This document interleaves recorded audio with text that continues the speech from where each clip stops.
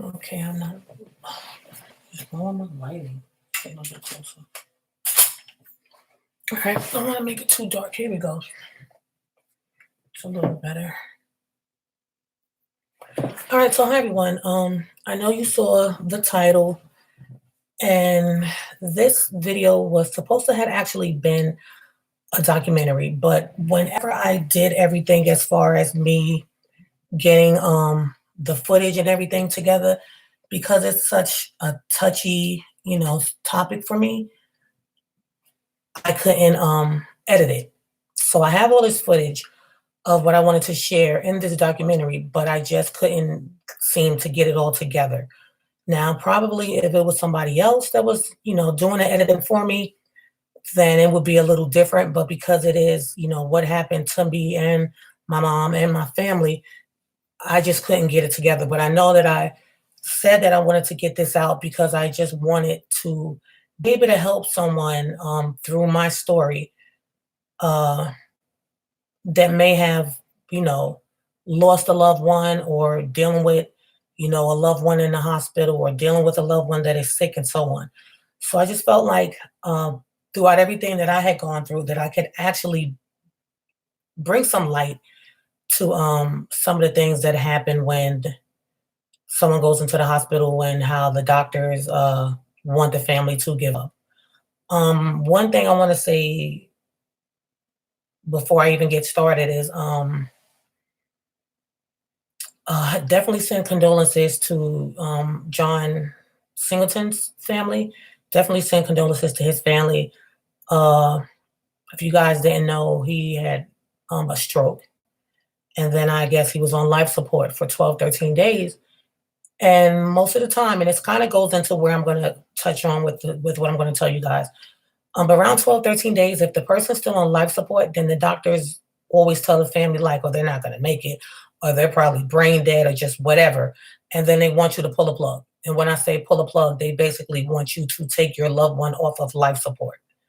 And sometimes, guys, 12, 13 days is just not enough time. There are so many people that have come out of, comas or come, you just have to give them time and let their bodies get stronger and not take God's job into our own hands as a lot of family members do.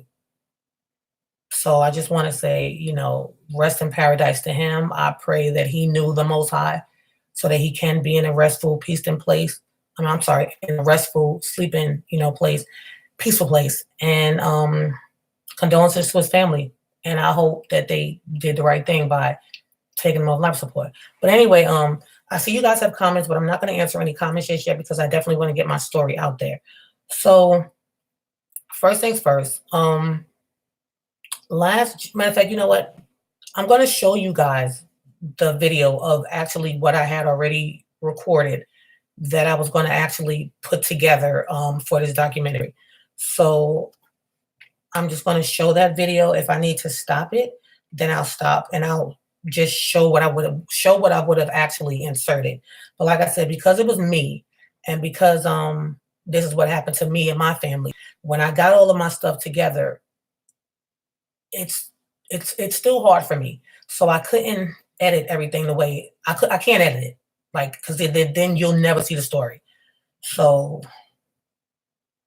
I need to find the first one because I think they're just all around right now. So hold on. All right, I think this is the first video that I did. And I filmed this, guys. I filmed this on March the 8th. I filmed this on March 8th of this year. And then I've been just trying to edit for, I guess, ever since then. But I can't I can't do it. It's too hard. So I'm going to show you, let me figure out how I can do this. I'm going to show you guys what I've already had said. And then I'll come back in a second. I think I can put this on here. Let's see. Yeah. And then I'll come back in a second. But when if I feel like I need to clarify some things, I'll go ahead and do that. But yeah, it was just like I said, it was too hard for me to try to edit this. I can't do it. All right, let's see. Hold on, guys. And you know what's so crazy? I actually downloaded the app where I can talk to you and do like a screen half and half, but I don't even know how to do it right now. So I know I don't want to hold this. So there's, what if I take this off? Let me just take my iPad case off. Let's see here.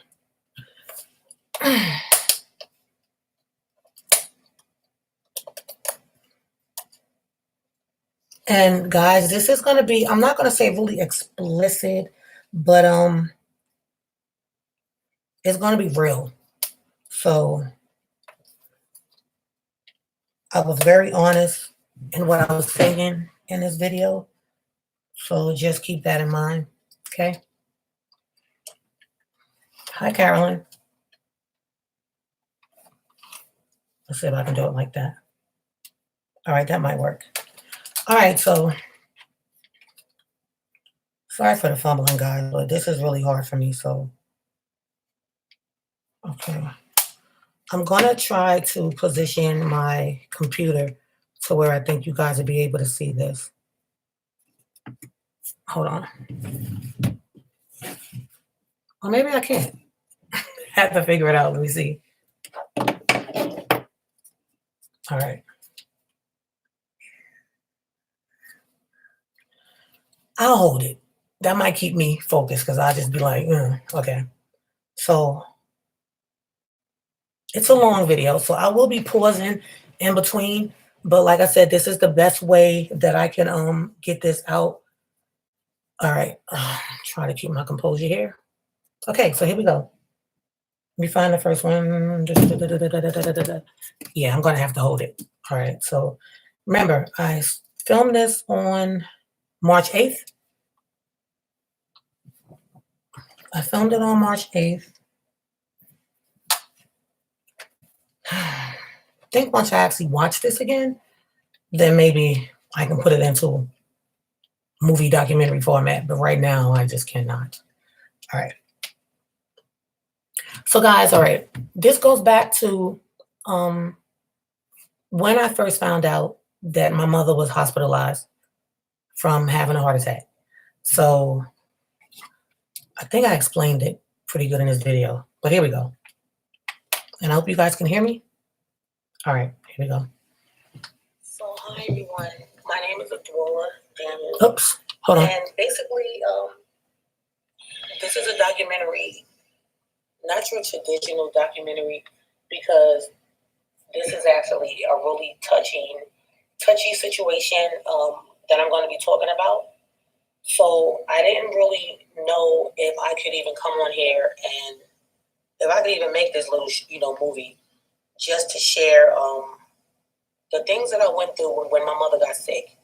So I reside in South Carolina and my mother lives in North Carolina. Can you guys hear the video? Can you hear it? I'm not even going to edit anything. I'm not going to edit anything out.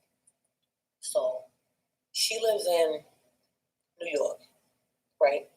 So I'm just going to kind of speed this up because it's really long. She's had an issue with like her heart, diabetes, high blood pressure, and so on.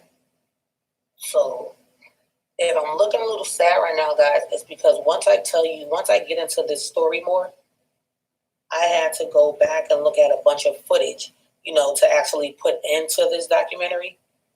I don't even know if this is supposed to be even called a documentary. It's my life of my mom getting sick. Okay. So I got a call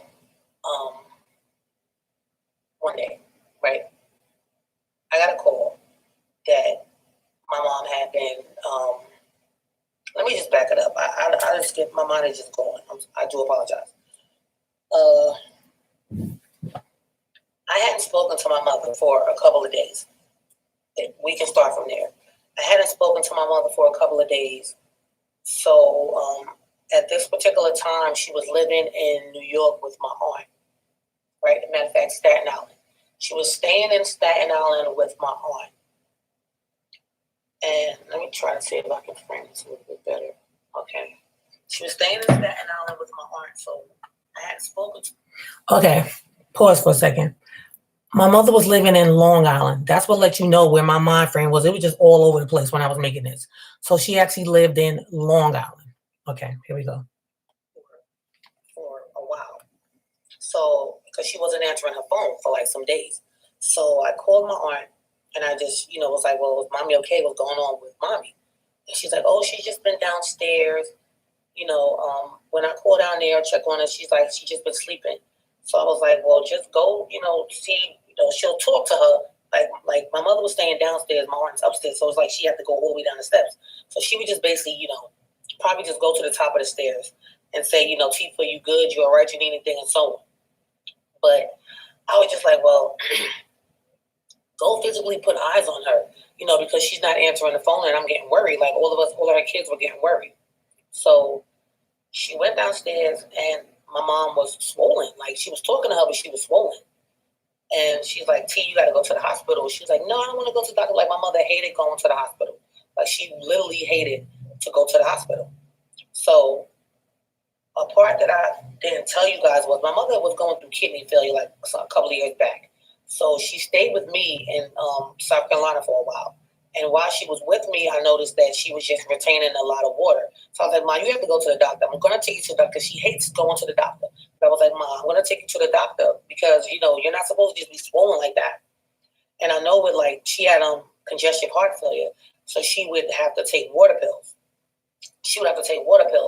But even with her taking the water pills, she was still swollen. So I took her to urgent care. And immediately they were like, she needs to go to the hospital. They have to drain some of this fluid off of her. Like her legs had gotten so big, her stomach had swollen up really, really, really big. So when we got to the hospital, they admitted her, and she stayed for a while. So they admitted her and she stayed for a while. Now, what I failed to mention, guys, was my mother had been in and out of the hospital for some years. She had just been in and out of the hospital. But sometimes we knew, sometimes we didn't know. She didn't want anybody to worry about her, so she just kept it pretty much to herself. So as I continue talking, because like I said, this is not going to be your traditional documentary. I don't even know how I'm going to format this. As you guys see, it's just a blank wall behind me because I didn't want to. I don't know. I wanted it to be, as real as possible. And I want you guys to feel, and see the emotion as I talk to you. So that's why I just have the camera just in my face. I didn't want any distractions or anything like that. I really want you guys to pay attention to what I'm saying. So sometimes I'm going to be looking down, looking up, just whatever. So she ended up having to stay in the hospital, right? She had to stay in the hospital. So the doctor told her, listen, you have a really weak heart. Really, really, really weak heart. So if you were to ever have a heart attack, you would die. So he's like, you need to get a pacemaker. A heart defibrillator. Yeah, he was like, you need to get a pacemaker and the other thing. So it was heart defibrillator. So I'm there and I'm like, Ma, and she's like, I don't really know if I want that. And I was like, Ma, so you telling me that you willing to, if something happened to you, to just leave us? I was like, you need to really think about getting a heart defibrillator. So I called my sister and I called my brother and I was telling them, and I was like, listen, you need to talk to mommy and tell her that she needs to go ahead and get it done. So at this point, guys, my mother's like 60. I want to say she was 68, maybe. I don't even remember how old she was. I think she was like 68. I want to say 68. Yeah, I want to say 68. 67, 68. So she was in her 60s. So I know she wasn't like 65, 66. I want to say she was like 68. So we ended up, we talked her into it. She got the appointment. She made the appointment to get the heart defibrillator. Excuse me. I was there, when she got it done. I took her to the hospital. Because what I failed to tell you guys was the hospital got all the fluid off of her. They got all the fluid off of her, so then she was able to come home. So at this particular time, she was living in Charleston. But I was like, no, just stay with me. So she was staying with me at my house. So she got to feeling better and everything, and then she decided that she wanted to move back to New York because that's where that's where we're from, and that's where like her sister is, and her other daughter, and just a lot of family. She says a lot of memories, in New York. So in Charleston, she had another sister there, but she just decided she wanted to go back to New York. So everybody was fine with that, right? So let's rewind, fast forward up. We're gonna fast forward now. So I get a call in the middle of the night. I want to say it was like 5 in the morning. No, I think it was the morning. I get a call. This is like, let's keep in mind, guys, this is like some months later. So this is after I had spoke to my aunt and, told my aunt the one that, fast forward, we're back in Staten Island now. This is after. I don't know why I still keep saying Staten Island. It was Long Island. She's good and all of that when she's downstairs. So I skipped the whole. I'm sorry, guys, because this is a really emotional topic that I'm talking about right now. So I do apologize if I sound like I'm just randomly all over the place. So let's go back to whenever I said that I told my aunt, go check on mommy. She should be getting out of bed. She needs to be up, and so on. So my mother needed to go to the hospital, basically, because she had gotten so swollen. So my aunt's like, she don't want to go to the hospital. And I was like, put her on speaker. I was like, Ma, you need to go to the hospital. You need to go to the hospital. That's not normal just to be swollen and you just staying in bed when you've been so active. You need to really go to the hospital. So she didn't want to go to the hospital still. And I was like telling my aunt, I said, well, call an ambulance. Call an ambulance and let the ambulance come and get her. Let them come get her and take her to the hospital. So keep in mind, guys, I'm not in New York. So I don't know how long my mother had been swollen, or how long she was just not feeling well, because I don't live in New York anymore. So my sister that lives in Jersey, she went over to my aunt's house and she made my mother like get up and like, Ma, no, I'm taking you to the hospital. So they ended up admitting my mother in the hospital because she was swollen, and that means that you have fluid. If you got fluid in your body, she probably had fluid around her heart too. So, and that's not safe. So they admitted her. They admitted her to the hospital, right? Is that the time when they admitted her? I'm trying to think because she's been in and out so much. I think they admitted her, and then they released her, and I think she went to like a nursing home or something. Like I said, guys, it's everything is not clear, so I apologize for that. But let's just speed it up to when I get a phone call. So let's speed it up to that. All right. Just keep in mind, guys, she never went back home to her house. Okay. So it's about 5 o'clock in the morning, and I get a phone call from my sister, and she's like, Mommy went into cardiac arrest. And so I was like, what do you mean? She went to cardiac arrest. And she's like, Mommy had a heart attack. Now, my mother had never had a heart attack, guys. She never had a heart attack ever. So I'm just like, well, I know she's okay because, she got that heart defibrillator. And the doctor said that if she ever had a heart attack, that it would just, it would kick in. So she has to be okay. So it's like 5 o'clock in the morning or something like that. So I get up, and I think my niece was over. My niece was either staying with me or visiting. I'm not sure. So I got up. I got out of bed. I don't even think I told my husband. I think he was just sleeping. I don't even know if I woke him and told him. I think I just ran into like the other. No, wait a minute. That's not even it. Okay, I had that whole story backwards because this is another phone call. I'm sorry. And I'll probably edit that out. Yeah, matter of fact, edit that part. Okay. So no, it was 5 o'clock, and my niece was spending the night. She was over at my house, and she was knocking on my door. That's exactly what it was. She knocked on my door, and she was like, talk to mommy. Grandma's in the hospital. And I was like, why is she in the hospital? Like, because at this point, I think she was, had she gone home? No. I want to say she was in either, they had took her back to, I want to say that they had taken her back to the nursing home and something happened and they put her back into the hospital. I think that's how that went. So when I spoke to my sister, she was like, Mommy had a heart attack. she went into cardiac arrest. And first thing I was just like, oh my God, my mother's not here anymore. But then I was like, no, she has that heart defibrillator. So that should have kicked in. That should have kicked in and to make her heart beat. So she was just like, just get up here. So she didn't really tell me everything. If she did, it's probably like a blur because I don't even remember it right now. So I just know that I went into my office and I got on my computer and I was like, I need to get up to New York to see my mother. So I was just looking for any flight. I didn't care what it cost. I was just like, and I had to get 2 flights because it was me and my niece. So I ended up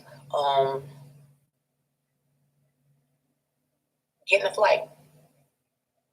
Now, what I forgot to mention to you guys was this wasn't the first time that I had actually flown up since this particular point of her being in the hospital. Another time I flew up and I just stayed for like a day. I stayed for a day with her. I just flew for one day and I hadn't flown since 9/11 because I don't like to fly. So I haven't flown since like 9/11.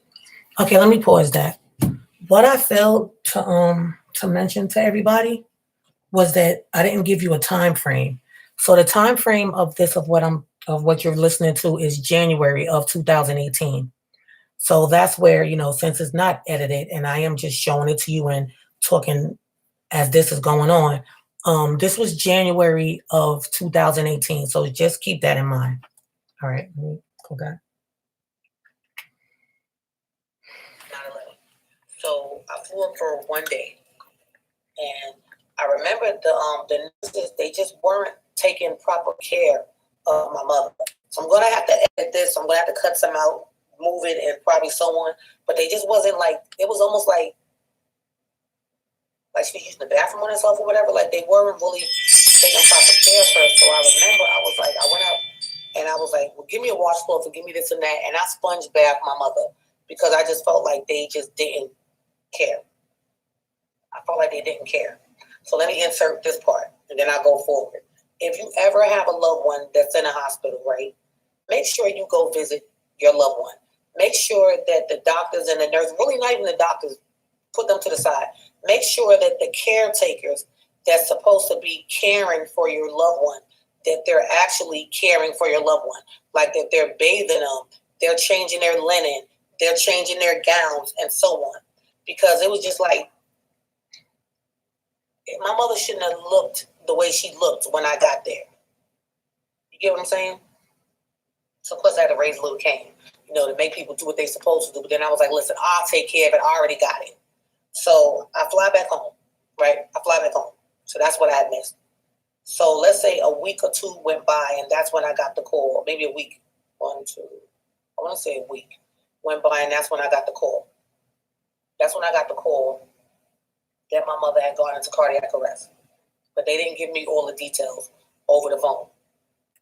So I ended up catching a flight, up to the hospital.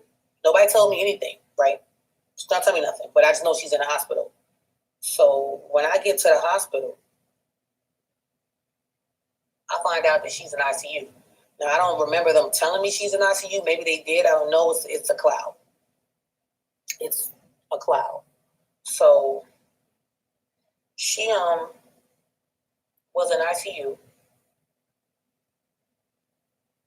and she had a breathing tube in her. She wasn't responsive. Basically, guys, she was in a coma. Yeah. She was in a coma. So when I got there, my sister was there. My aunt was there. I don't think my uncle was there yet. My nieces, I'm not even sure if the other ones were there because everybody just started, coming up. Everybody started coming up or whatever. Everybody started coming up, either driving up or flying up and so on. But my mother was just non-responsive, and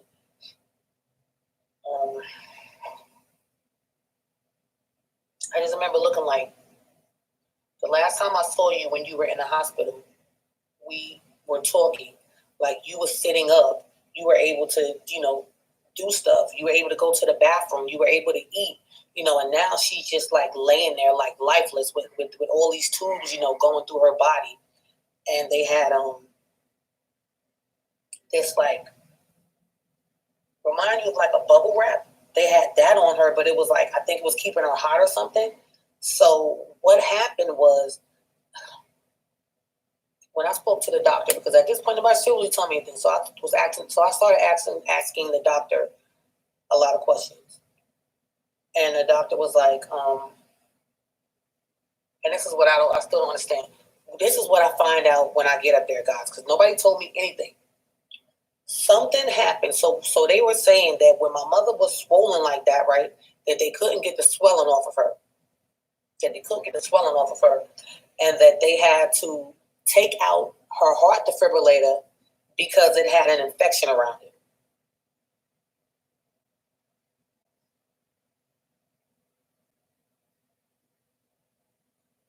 Nobody told me, not my sister, not my aunt, not anybody had told me that was a procedure that the doctors were wanting to do, because I would have told them no.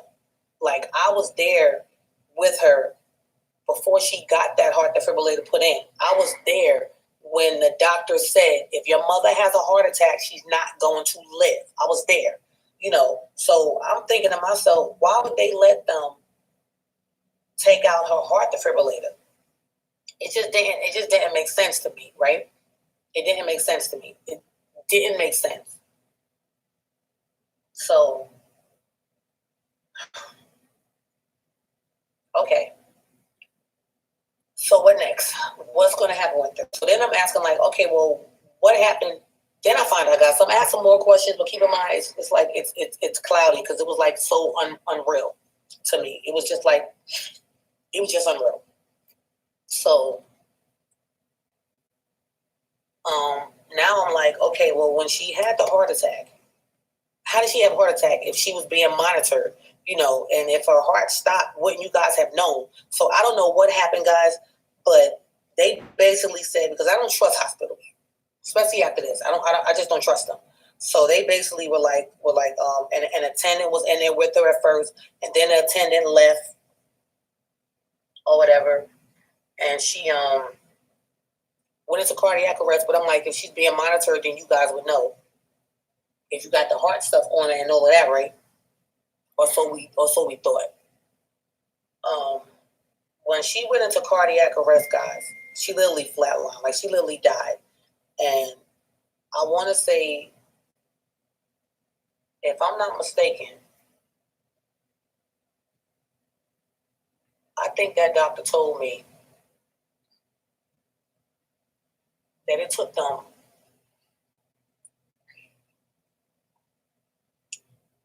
15 minutes to take my mother.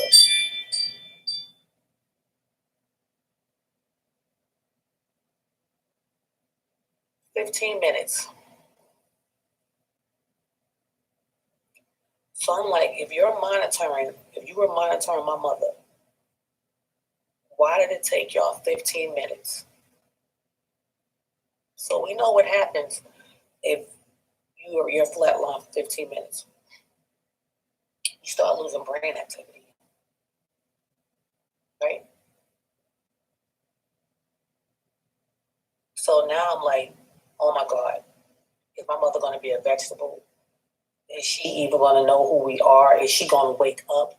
Because they said that because she was out for 15 minutes, like she was dead for 15 minutes, that they had to pretty much put her in a coma to try to save some of her brain activity, to try to save, some of the brain. So I just remember her being on that bed, and they had to make it like hot and cold, hot and cold, hot and cold. So, so I just went straight into praying for my mother. I was just like, God, please, not now. Don't take my mom, please. Please don't take my mother. So, okay, I'll come back to it in a second. So, Carolyn, no, my mother wasn't an organ donor. My mother, organs had actually started to fail, and I'll get into that more. So no, it wasn't like they were trying to let her die to give someone else her organs, because remember she had a weak heart and she was having liver problems and kidney problems, so she was not an organ donor. So it wasn't anything like that. But I'm gonna let you guys finish watching. Oh, oh. Hold on, let me see if I can turn it up some. I'll say about it's the loudest. 4 or 5 days passed, maybe. So at first, guys, they had the tube down my mother's throat, right? They had the breathing tube down her throat. But you can't keep that breathing tube in for so long because the person can get an infection, right? So she's still in ICU. So I want to say 5, 6 days have passed. So the doctor's like, because I'm still up there. So the doctor's like, the breathing tube has to come out and we have to give her a feeding tube. What do you call it? They have to give her the tube where they cut your throat, where they cut you, and then it goes in like that. I can't even think of the name. I know it's still a feeding tube, but it's not the one where it goes down your nose or whatever, or just down your mouth. Because they have to cut her and stick it in there, in her trachea. They have to give her a tracheotomy. That's what it was called. So I was like, my mother don't want that scar on her neck. I was like, no, you're not going to give her a tracheotomy. I was like, nope, it's not happening. No. Let's wait another day.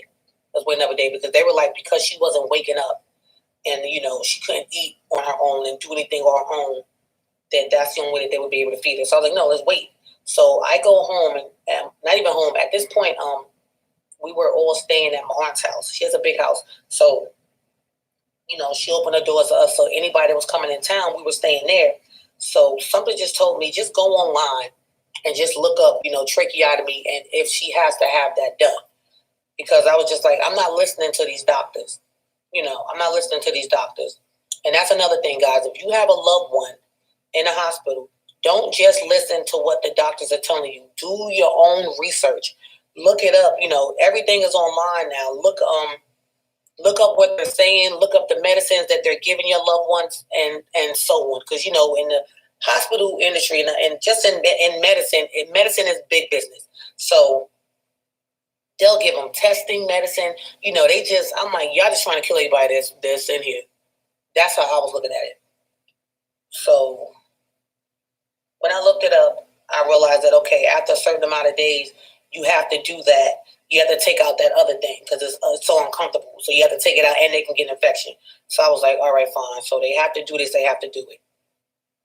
They have to do this. Hey, sis, hi, Sharonda. That's what they have to do. So they did that. And during all this time, guys, they were giving her MRIs to see if she had any brain activity. I think that's what it's called, MRIs. And they were like, she has a little bit of brain. At first they would say she had no brain activity. Then they said she had a little bit of brain activity, right? So I was like, listen, I'm believing in God that he's going to heal my mother. So she's going to get better. The whole time I'm like, she's going to get better. She's going to get better. She's going to get better. So put that to the side. I'm going to pause. So at this point, I live in South Carolina. So my mother had been in the hospital, let's say now, for a while. Like, it had gone to the point, I'm going to fast forward. She had to be on dialysis. Okay. It was just not looking. All right, just want to pause right there.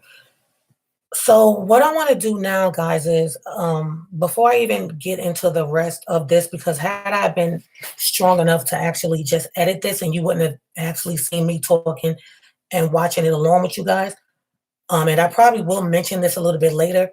During this time, I'm in South Carolina. I have my hair salon, but I closed my salon. It's still open. Like, I didn't shut it down, but I pretty much closed it. I sent out an email telling everyone, listen, I had a family emergency. The salon's going to be closed for a while, and that's that.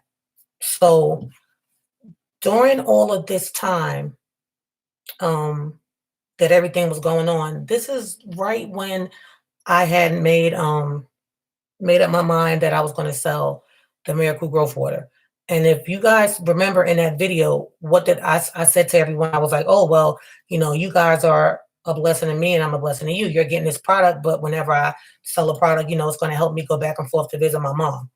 So whenever all of this stuff that was happening, guys, at this time, this is back in January now, February, March, so and so on. But what I didn't mention, and I probably do mention it in the video, I'm not even sure because I don't even remember filming that. That's what's so crazy. I don't even remember recording that. So it's almost like I'm watching it with you guys. Like, that's not me. I'm not talking about my mom. So that's how I'm feeling while I'm watching it with you guys. So I get the emotion part of it. I trust me, I get it. And if you can't watch it, that's fine. I understand. But like I said, I felt the need to even share it because you guys used to see me on here and you would see me smiling and you would see me happy, but you didn't know what was going on when I turned the camera off. You guys just didn't know because I didn't want anybody to just be like, "What was me? What was me?" Like, you knew something was going on, but you didn't know the full extent of what was going on. And because of how the doctors dealt with my mom and how we had to be strong, especially myself, how I had to be strong, I just felt the need that I needed to share it just so people don't give up on their loved ones so quickly. Like somebody's on life support. Okay, it's called life support. They're still living. Whether the machine is helping them breathe or not, they're still living. And you have to give God his time to work because God does work miracles. So you have to give him his time to work through your loved one and not be so quick to just give up because the doctors are saying, oh, this person's not going to make it, or our bookwork says this, or science says that. So during this time, I had a group called Marco Polo. During this time, I had a group called Marco Polo, right? And Marco Polo for me was just all of the women at the time that were using Miracle Growth Water. So my sister, um, wait, let me think. I'm trying to think that was it my group first and then my sister made a family group? I forget how it goes. I want to say we had Marco Polo already. I don't know. But anyway, my sister ended up doing a family group for Marco Polo. And if you guys have no idea what Marco Polo is, it's an app that basically you make videos, you add people to it, right? And you make videos, and it's almost like a video chat. So you can record videos of what you're doing, what's going on, and so on. So while my mom was in the hospital, we had a family Marco Polo group.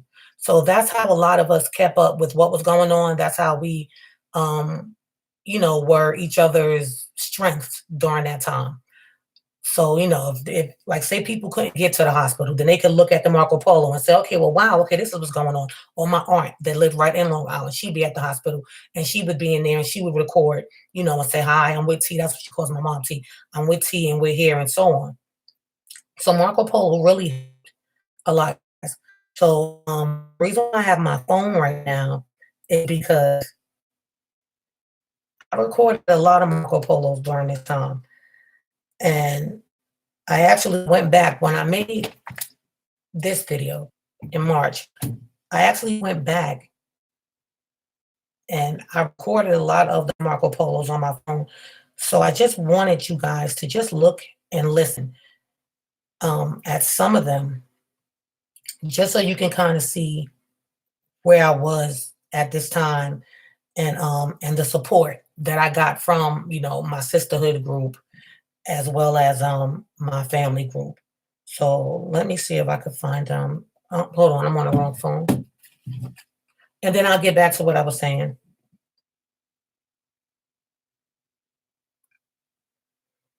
And I said I wasn't going to show a picture of my mom in the hospital because I just don't want everybody to be really sad. And I know she wouldn't have wanted anyone to really see her like that. But just to give you guys just a glimpse of what I was dealing with, when I when I would go see my mom, I just want you guys to see just how she looked. So if it's too much, just just stop watching. I'm just going to show just a glimpse of her so you guys can just see what so you can get a visual of what we saw whenever we went to the hospital.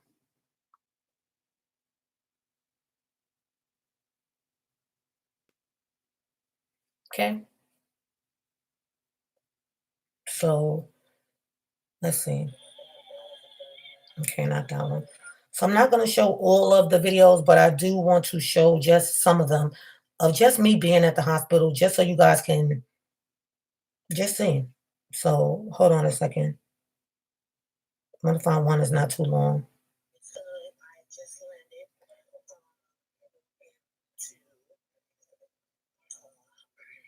All right, so that's when I actually came back. I know I have them in order. I think, oh, they might even be out of order. Hold on.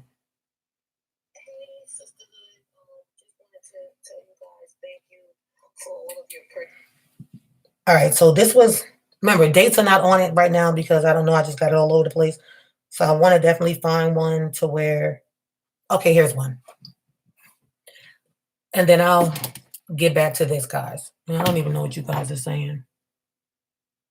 So because you're asking questions, let me pause for a second and let me just answer some of the questions. So Irene said, how did they know the pacemaker had an infection if it just doesn't make any kind of sense? Irene, I felt the same way. And I wish they would have said something. Whatever they had said, I was just like, that doesn't make any sense. Like it still doesn't make any sense till this day. And I still haven't gone to get my mother's records. So I need to get her records when I go back up to New York and let my lawyer look over them. Um,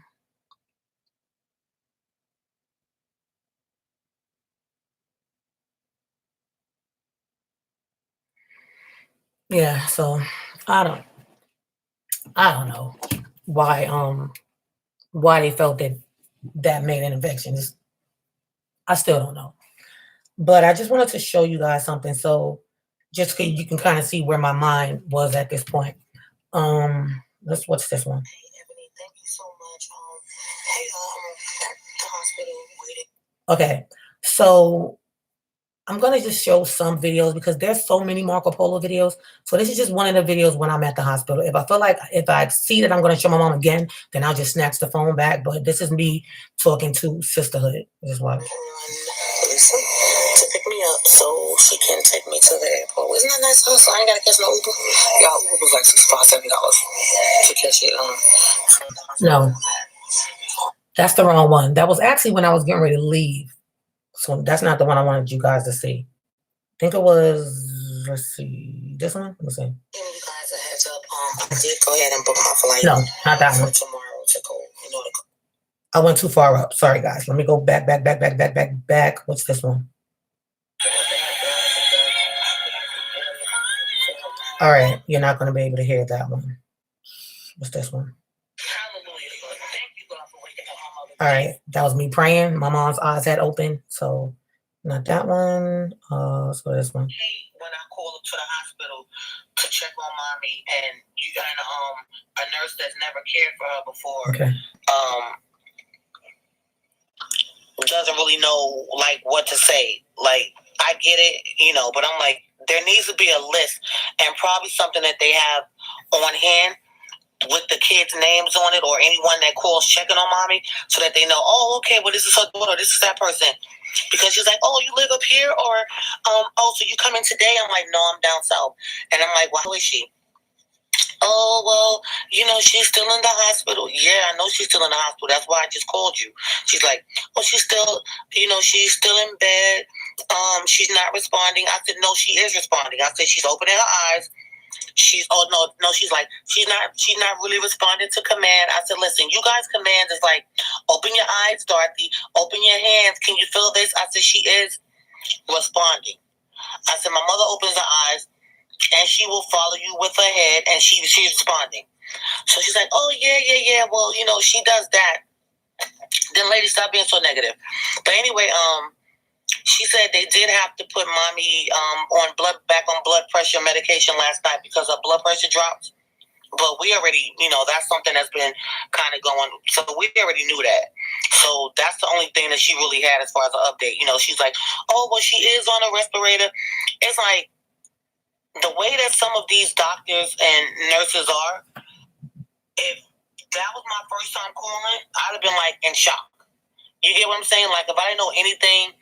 And I just found out that my mother was in the hospital, and then I'd have been like, "Oh my God!" You guys understand what I'm saying? So the nurses need to get on board. They need to get on the same page. I haven't heard back from the social worker yet. When I was blowing her up yesterday, she was like, "Listen, I'm not going to do anything without you guys, input first, so no worries. I'm on it. So love you guys. I'm about to lay back down. Okay, so hold on. Hey y'all, we made it safe. We in Walmart right now.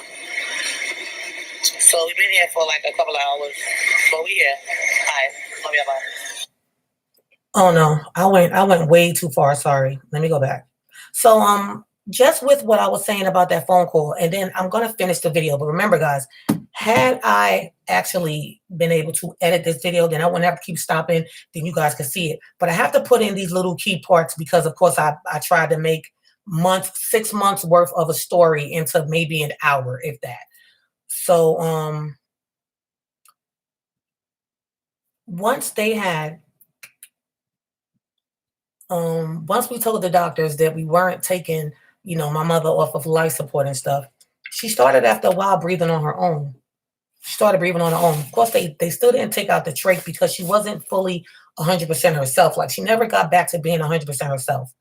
So at this point, I'm flying back and forth, to New York, flying back and forth to New York. So that was my life last year around this time, guys. Back and forth to New York and being in the hospitals and just trying to, make sure that the hospitals knew that she did have family that loved her. And, and being strong and gaining support from, like I said, my family and my sisterhood family. And just, praying to God that my mom was going to make it, that just trusting in him and giving him all the glory and giving him all the thanks and just saying, listen, I know God works miracles. I know she's going to make it. I know, she's going to pull through. So after all of that time, hold on. Hey guys, I'm having a nut. All right. Can't show you guys that one because that's actually after fact. So I'm gonna show you guys one more thing and then I'm gonna finish with this. And then I'll show you guys the rest of the videos. But I wanted to show a video when I was just talking to sisterhood because I was being so strong. When something happens and you want to be strong and you don't want to just keep crying because I felt like at the time crying would mean that I wasn't believing that God was going to heal my mom. But now I know that crying is just a form of emotion that you have to show because we are human, we're not robots. So had I cried sooner, it probably would have been just a little bit better for me with just dealing with everything. But I just want to show you guys this one video when I actually just broke down on sisterhood. So hold on. Man, on your shirt because I saw you going like this. But so you guys know that I worked today. Everything was fine. I know you see me crying, but I'll tell you why I'm crying in a second. So I worked today. Everything went good. I trained at the girl actually came down, my friend. So I was able to train her. And I just actually got home about 10 minutes ago. So my husband went to a drag strip today, him and my brother-in-law. So I didn't have Bible study yet, right? But training was good. Like we went on Facebook earlier. Hey, Shatara. We went on Facebook earlier, and then I went on we went on YouTube too. So we did a live stream on YouTube. But I'm crying because when I came home, I didn't have Bible study yet, right? And you guys know I have Bible study every day. So on the Worship and Warrior page, when I have Bible study, I try to go ahead and open up that page so that I can put Bible study on there as well. So, make this come up. So, before I even could press start, I was just like, how we have the videos down here that we can see. So there was a couple of videos. They're like old videos because you can see like I can see all of the times that I talk on there because I seem to talk the most. I guess because it's my page and maybe the people are shy. I don't know. I just try to keep everybody in the word. So I seem to talk the most. So between me and you guys, ever since my mother passed, I haven't gone back and looked at any. Sorry, guys. That was the wrong video. But you can kind of see where this is going. So I'm not going to show those videos. Forgot that was a video. So yeah, I'm just all over the place. So let me finish this and then I'll go into, because I know y'all probably boo-hooing and I'm not trying to be a Debbie Downer on anybody's day, but I just wanted to get this out here. So let me finish with this. Oof. I know y'all like, what the? 7 days into this happening to her, guys, the doctor calls me, my sister, and my brother into this room, right? 7 days. No time, right? 7. So he basically is telling us she doesn't have any brain activity. We're trying to open her eyes. She's not responsive, this, that, and the third. But I'm like, she was just in a coma. She was just sleeping. You know, they took her out of the coma and she was still sleeping. So I was like, well, they gave her that propofol, or I call it the Michael Jackson drug, but they gave her that to put her into induce her coma. So I'm like, doesn't that make you sleepy? Like, she's probably just still tired. Like, she's going to be all right. You know, I'm trusting in God that my mother's going to be okay. So the doctors are basically saying, no, she's not going to make it. And if she does make it, she's going to be a vegetable, or she's probably going to have to be on dialysis the rest of her life, and she's going to have to do this, and she's going to be the feeding tube, and she's not never going to be able to go home, and, you know, just all this negativity. So I'm like, well, no. I said, listen, God has the answers, and I'm not taking my mother's life. You know, I said, my mother's still breathing, you know, because at this point, guys, even when they had her, when they brought her to, she was breathing on her own. Like, she was breathing more, even though they had the breathing stuff on her. Her numbers with her breathing on her own were higher than what the breathing thing, you know, the breathing machine was doing or whatever. So I was like, no. And I told my sister and brother, I was like, nah. I was like, no. We're not pulling the plug. We're not doing that. We're not going to do that. So keep in mind, guys, this is January. This is January. So I was like, no, we're not doing that. We're not pulling anything. So now I'm looking at the doctor like, oh, I got to watch you, nigga, because you're trying to kill my mother. I have to watch you because you're trying to kill my mother. Literally. So a week or two goes by. I think I went back home. Matter of fact, I did go back home. Because she ended up, was it that they moved her? I want to say they moved her. I think they moved her to like the second floor. They moved her to the second floor or something. Yeah, I think they moved her. I'm sorry, this is all over the place. I do apologize. So they moved her. And so I'm back home, you know, and guys, being home, it was so hard. It was so hard. Because every day I was calling, you know, checking on my mother. And they would say one thing. They would say, oh, well, she's doing, you know, she's still asleep, or she's doing this, or she's doing that, or this is down, or that's down, or, you know, it was either me calling to see how she was doing, or me actually getting calls with the hospital saying, oh, she's not going to make it, or this happened and that happened. And, you know, I don't know medicine. So if you calling me and you saying something dropped, I'm thinking you telling me my mother's dying. My mother. Yeah. So I did that. I did that for a few months, just back and forth, back and forth, back and forth. I own a hair salon. I shut it down. You know, I just closed my doors. I mean, it was still there, but I wasn't there. So every time I would be in that hospital and, you know, we're praying on her. So eventually my mother opened her eyes, right? But the doctors are telling me that this is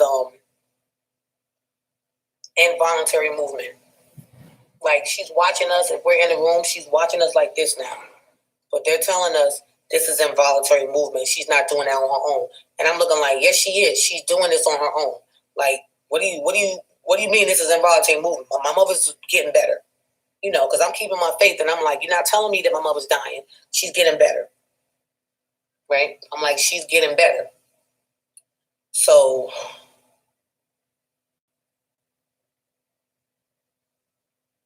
I'm like, she's getting better. So my mother ended up being like between ICU, second floor, which was the heart floor. ICU, second floor, which was the heart floor. So with her going back and forth, when you're in a hospital, guys, when you're in a hospital for a long period of time, you start to get different infections, right? And so my mother's bodily fluid started her bodily functions started to shut down. Her bodily functions started to shut down. So when I would go, this is how obsessed I was with just making sure my mother was okay.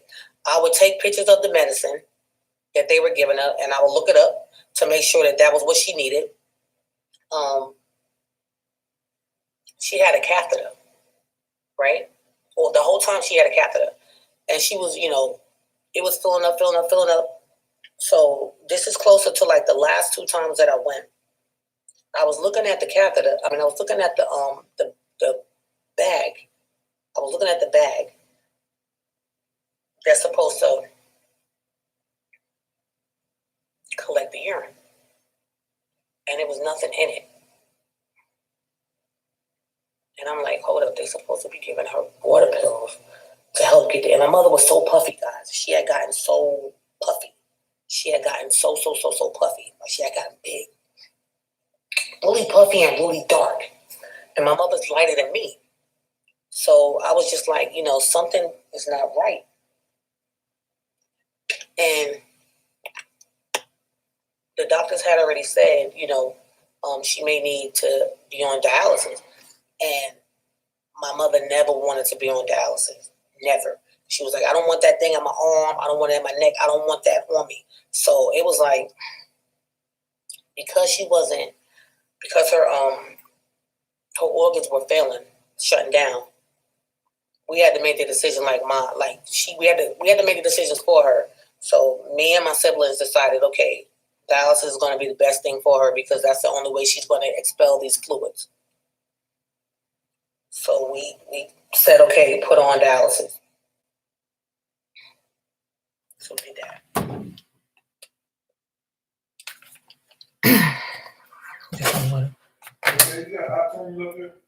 I'm on live right now, babe.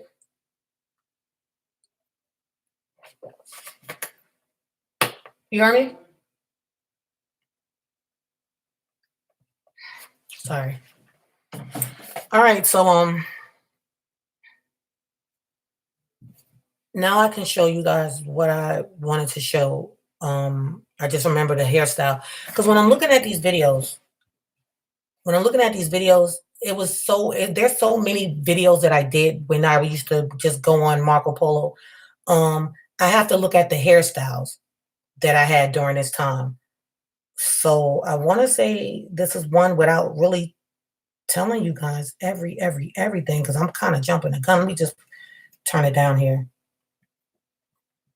Hey, sisterhood family. I just wanted to come on here and let you guys. All right, not that one.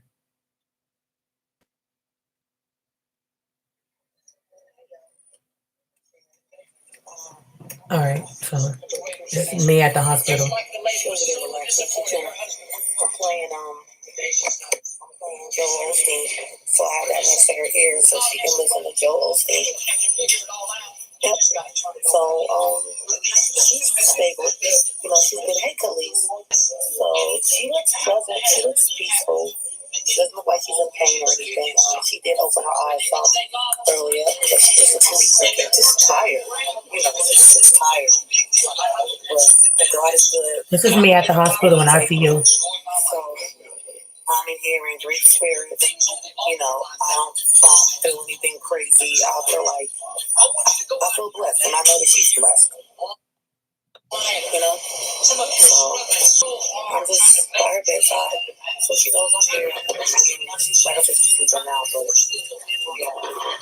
have to listen all night and listen to the word all night. Hey, Sharonda. So, hey, I'm going to recite a look. God is working. He's working behind the scenes. I'm chilling. God already knows what you want. He knows you're going. But this is how the room looks like. Now trust him with your life. Your future is in good hands. Not all stay. Almighty God. He knows what's best for you. He's already planned out your days for good. He already has already. That's serious, baby. What's going on? I was not playing. So my sister, both of my sisters was here earlier.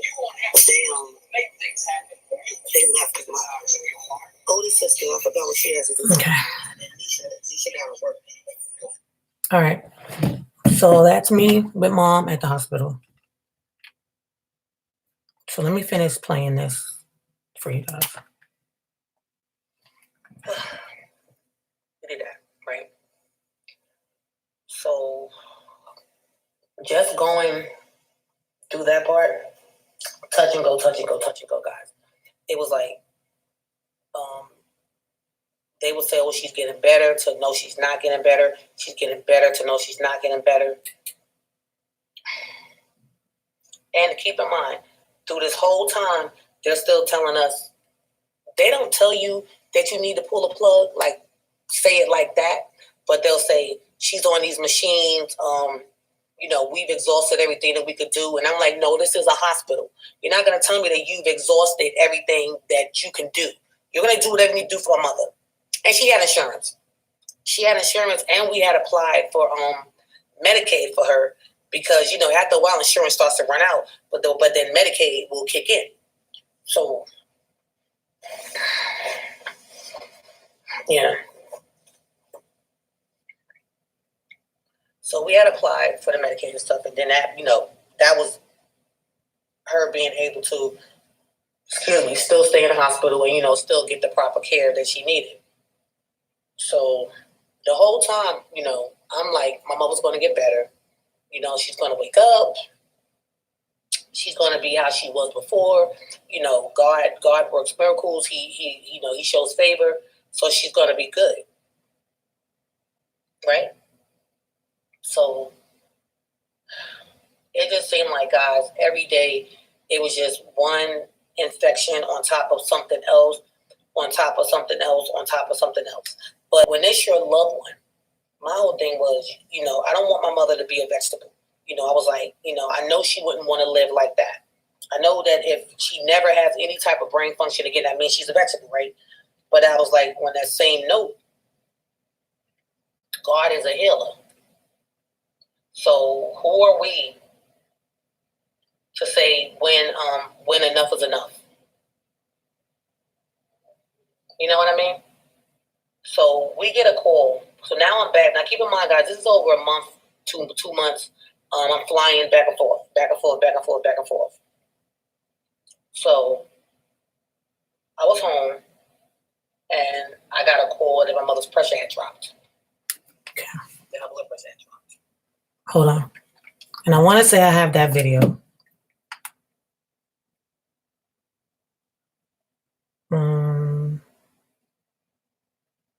I'm in here, Megan. That's not it. What's this one? Hey, we made it safe. No, that's not it either. I'll just play this. Hey, when I called to the hospital. All right, hold up. Let me see one thing. Hey, guys. Not that. All right, I'll play this and then I'll play that later. I'll finish with this. Right. And then it dropped really, really low.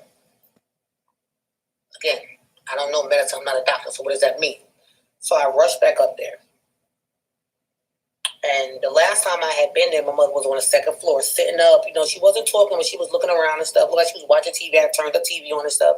She still wasn't talking because she had that tube in her throat. So that was my whole thing. She can't talk. But she was sitting, at least with the bed, she was sitting up. So now we go back.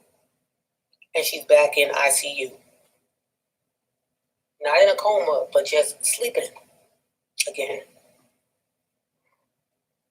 So I'm like, well, is she getting better? Is she not getting better? Like, and I'm really praying really, really, really hard. Telling her, keep the faith, Ma. Don't give up. And, God is a healer. Praying gospel music for her, playing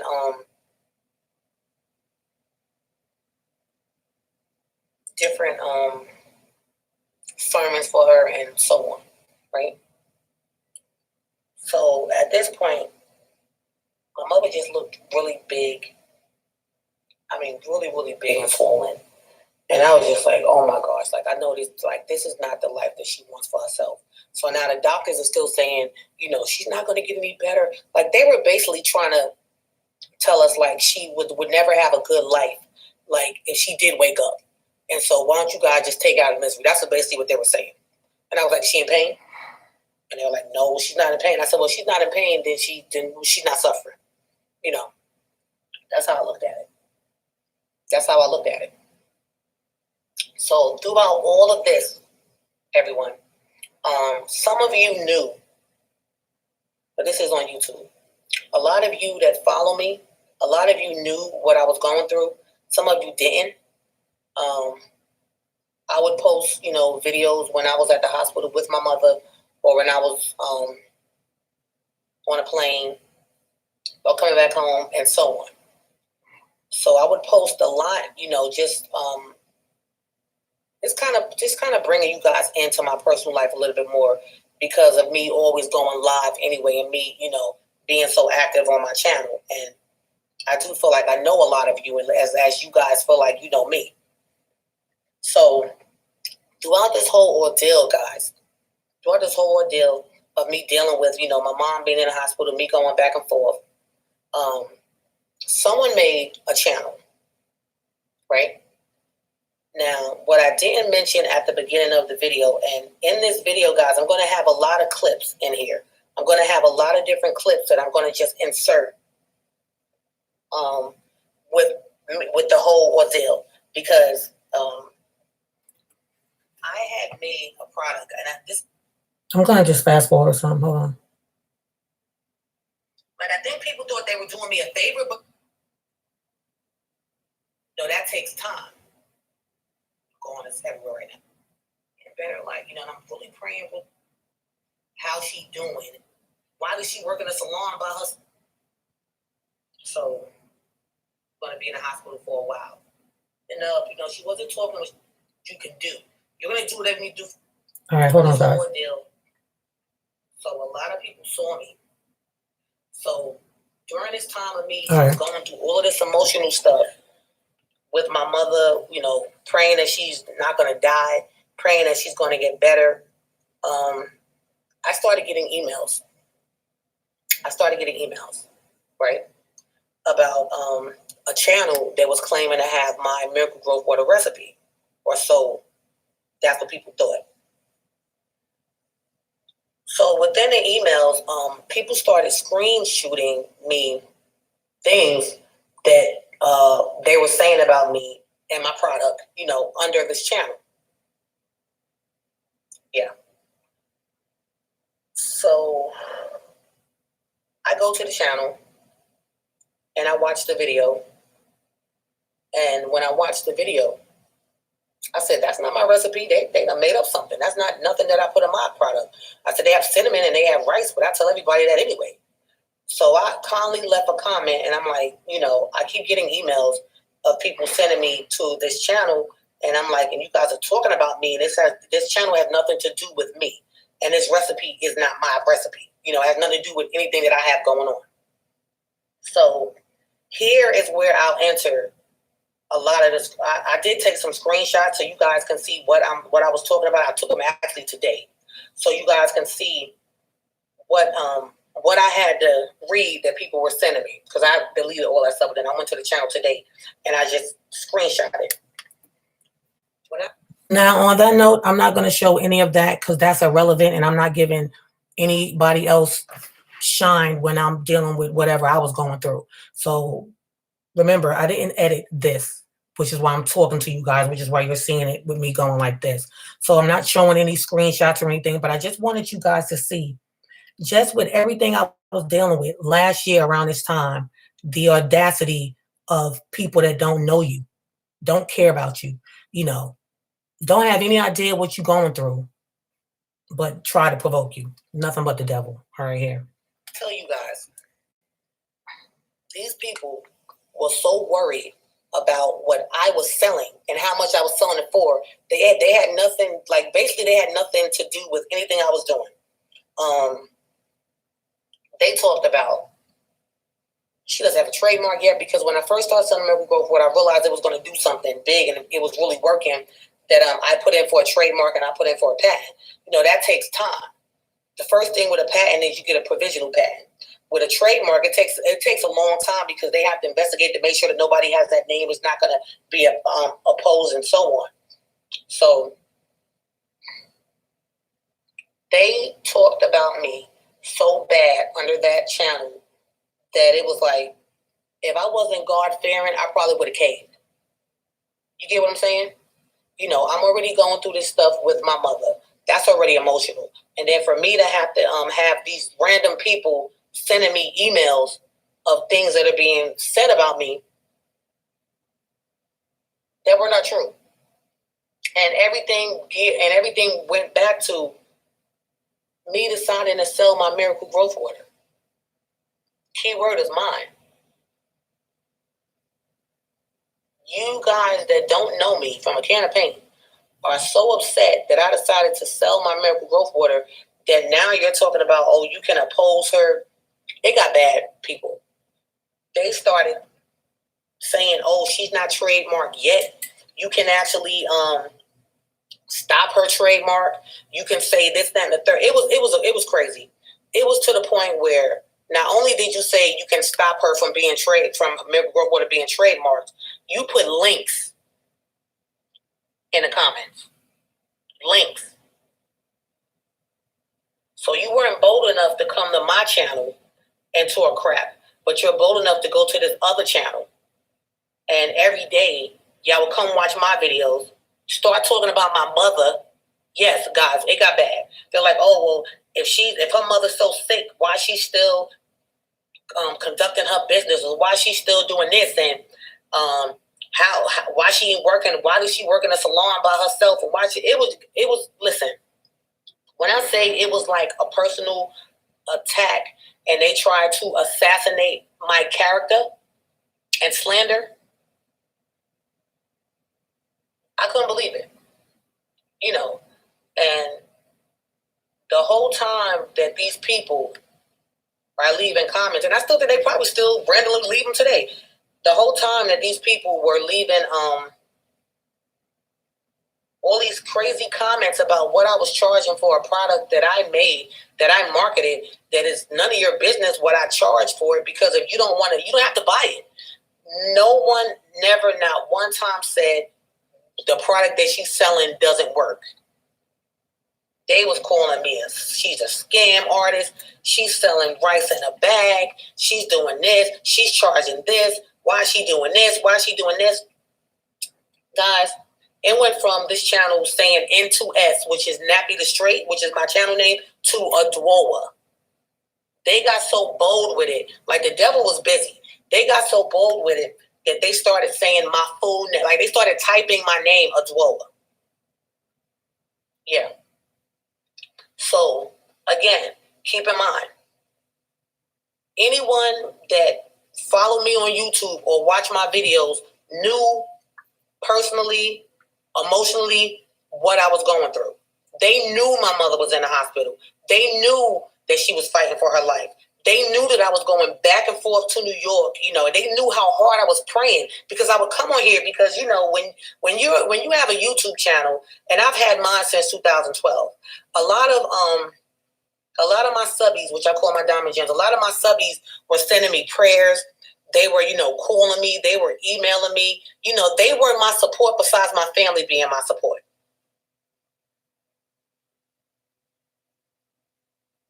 You understand? So it got hard for a while. You know, like I had to literally tell people, stop sending me emails. Stop sending me these emails. Nobody has my recipe. If you feel like that's my recipe, then you go ahead and make whatever. Let me know how it works out for you. You know, I'm like, but I'm in a good place. I'm like, I'm trying to be in a good place. I'm trying to stay positive. I'm like, when you send me emails, it takes me back to that negative place, and that ain't nothing but the devil. So let me stay positive. You're not helping me by sending me negativity. You're not helping me by sending me negativity, so stop it. Like, I think people thought they were doing me a favor, but you weren't. I was going through so much during that time. You get it? And they knew this. They knew. So I had created, when I started selling the Miracle Growth Water, I actually created a group. Let me back up. When when we realized that my mother was going to be in the hospital for a while, my sister had us download Marco Polo. And that's like a video kind of like chat thing.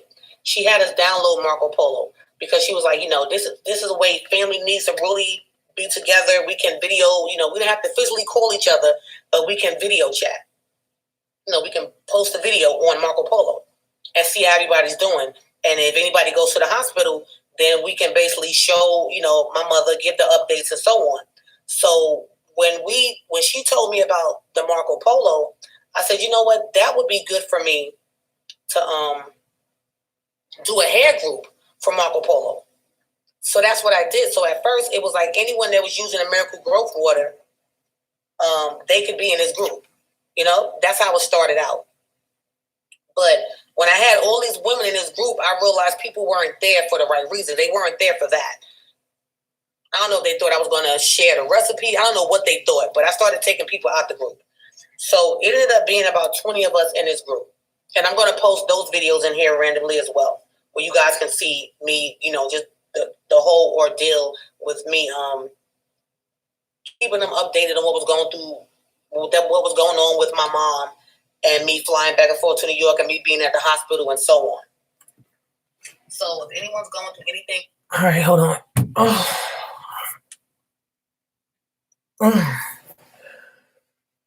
I know that's a lot, guys. So we're gonna take a little break.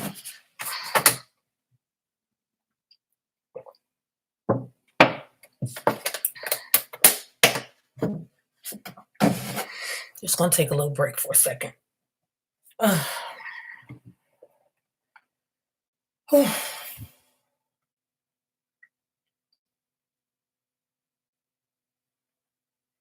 you guys a heads up. I did go ahead and book my flight for tomorrow. Hey, Ebony, thank you so much. Things out there that I did. But Plymouth's got to do whatever they do.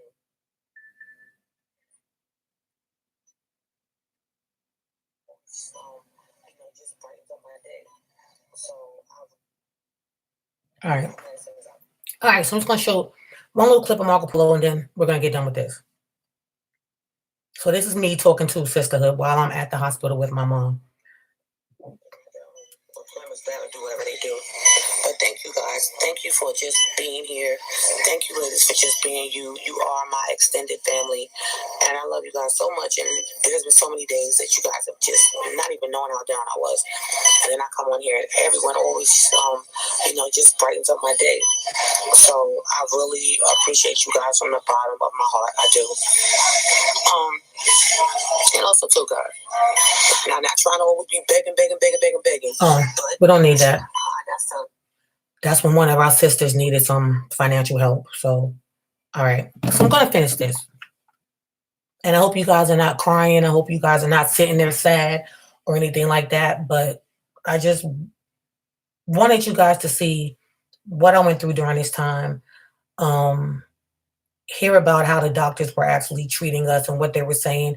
And just to tell you, like, if you're going through something, just don't give up. Like I said before, if you have a loved one in the hospital, unless they stop breathing, because only God can take life, and only God can give breath and take breath. Not a doctor can give it, not nobody. So my whole thing with this whole situation was, like I used to tell the doctors, listen, it doesn't matter how much medicine you have going through my mother's veins. It doesn't matter how many machines you have her on. If God is ready to bring her home, then these machines are not going to do anything. But because the machines are helping keeping her alive and helping, her breathe better, then no, we're not going to give you the permission to take her off of these machines. So something else, but I'll let you guys finish. Guys, that is Marco Polo is excellent. It's an excellent way of keeping in contact with your family. I mean, even if you're not going through anything, it's an excellent way of keeping. Oh, hold on, I'm sorry. Because you don't have to call them, but you can see them. Because you make a video and then you can see the person, and that really helped me. I mean, when there were times when these ladies, the ones that ended up being in the group, and now we're called Sisterhood because I changed the name. It's like just 9 of us in there now because there were so many people there that just wasn't there for the right reasons. But when I tell you that they were my strength, they got me through so many rough days. These women got me through so many rough days, and I just love them for that. I mean, because I was really going through a lot. Like, somebody that was weaker probably would have had a nervous breakdown or been in a corner shaking somewhere. Because I just felt like the devil had his eyes set on me because I was so strong in my faith. You know? That he was just trying to do anything to get me to stop praying, to get me to stop believing, and yeah, all of that. So, I'm going to stop talking now, and I just want you to watch these videos. These are all videos from Marco Polo. These are different times, and I'll be talking, and sometimes you might hear somebody else talking, but you'll actually see it. And I just want you guys to see the whole journey of me dealing with the fact that my mom was in a hospital and that she had, cardiac arrest and NICU upstairs, and so on. So this will probably be the last time that you actually see me talking to you like this, but you'll learn the outcome watching these next few videos. So like I said at the beginning of this, I know this is not a traditional documentary. I'm just going to call it my story. I thank you guys for watching. And if it's any one of you that has a loved one that's in a hospital or that's sick, please stick by them. Don't just have them in the hospital every day and nobody's going to visit them. Don't listen to those doctors, because doctors are so quick to tell you to give up. Do not give up on your loved one. If you've never prayed, start praying. Trust me, because not all outcomes end up where the person dies. You know what I mean? But you have to keep your strength, because when you keep your faith, then I feel like that person that's sick will hold on.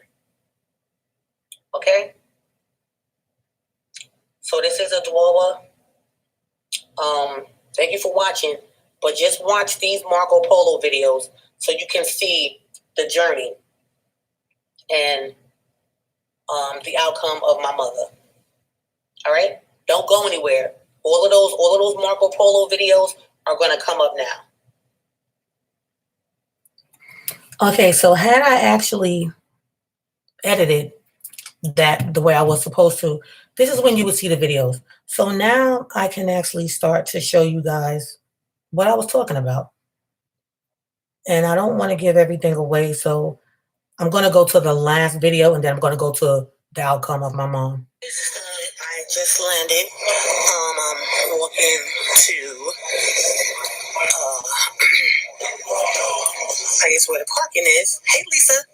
Okay. Did I even go live? So, what I didn't mention was, when the doctors had said that my mom's pressure had dropped really, really bad, I spoke to my husband and I said, you know what, babe, I just want to go to New York and just stay, in ICU with my mom.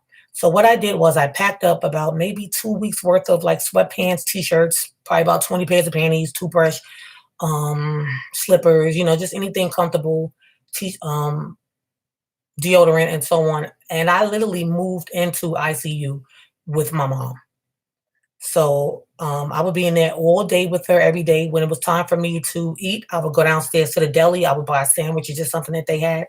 I would eat really quick, and then I would come back upstairs and I would sit right back in that chair, and I was just making sure that they were definitely taking care of my mother the way that they were supposed to.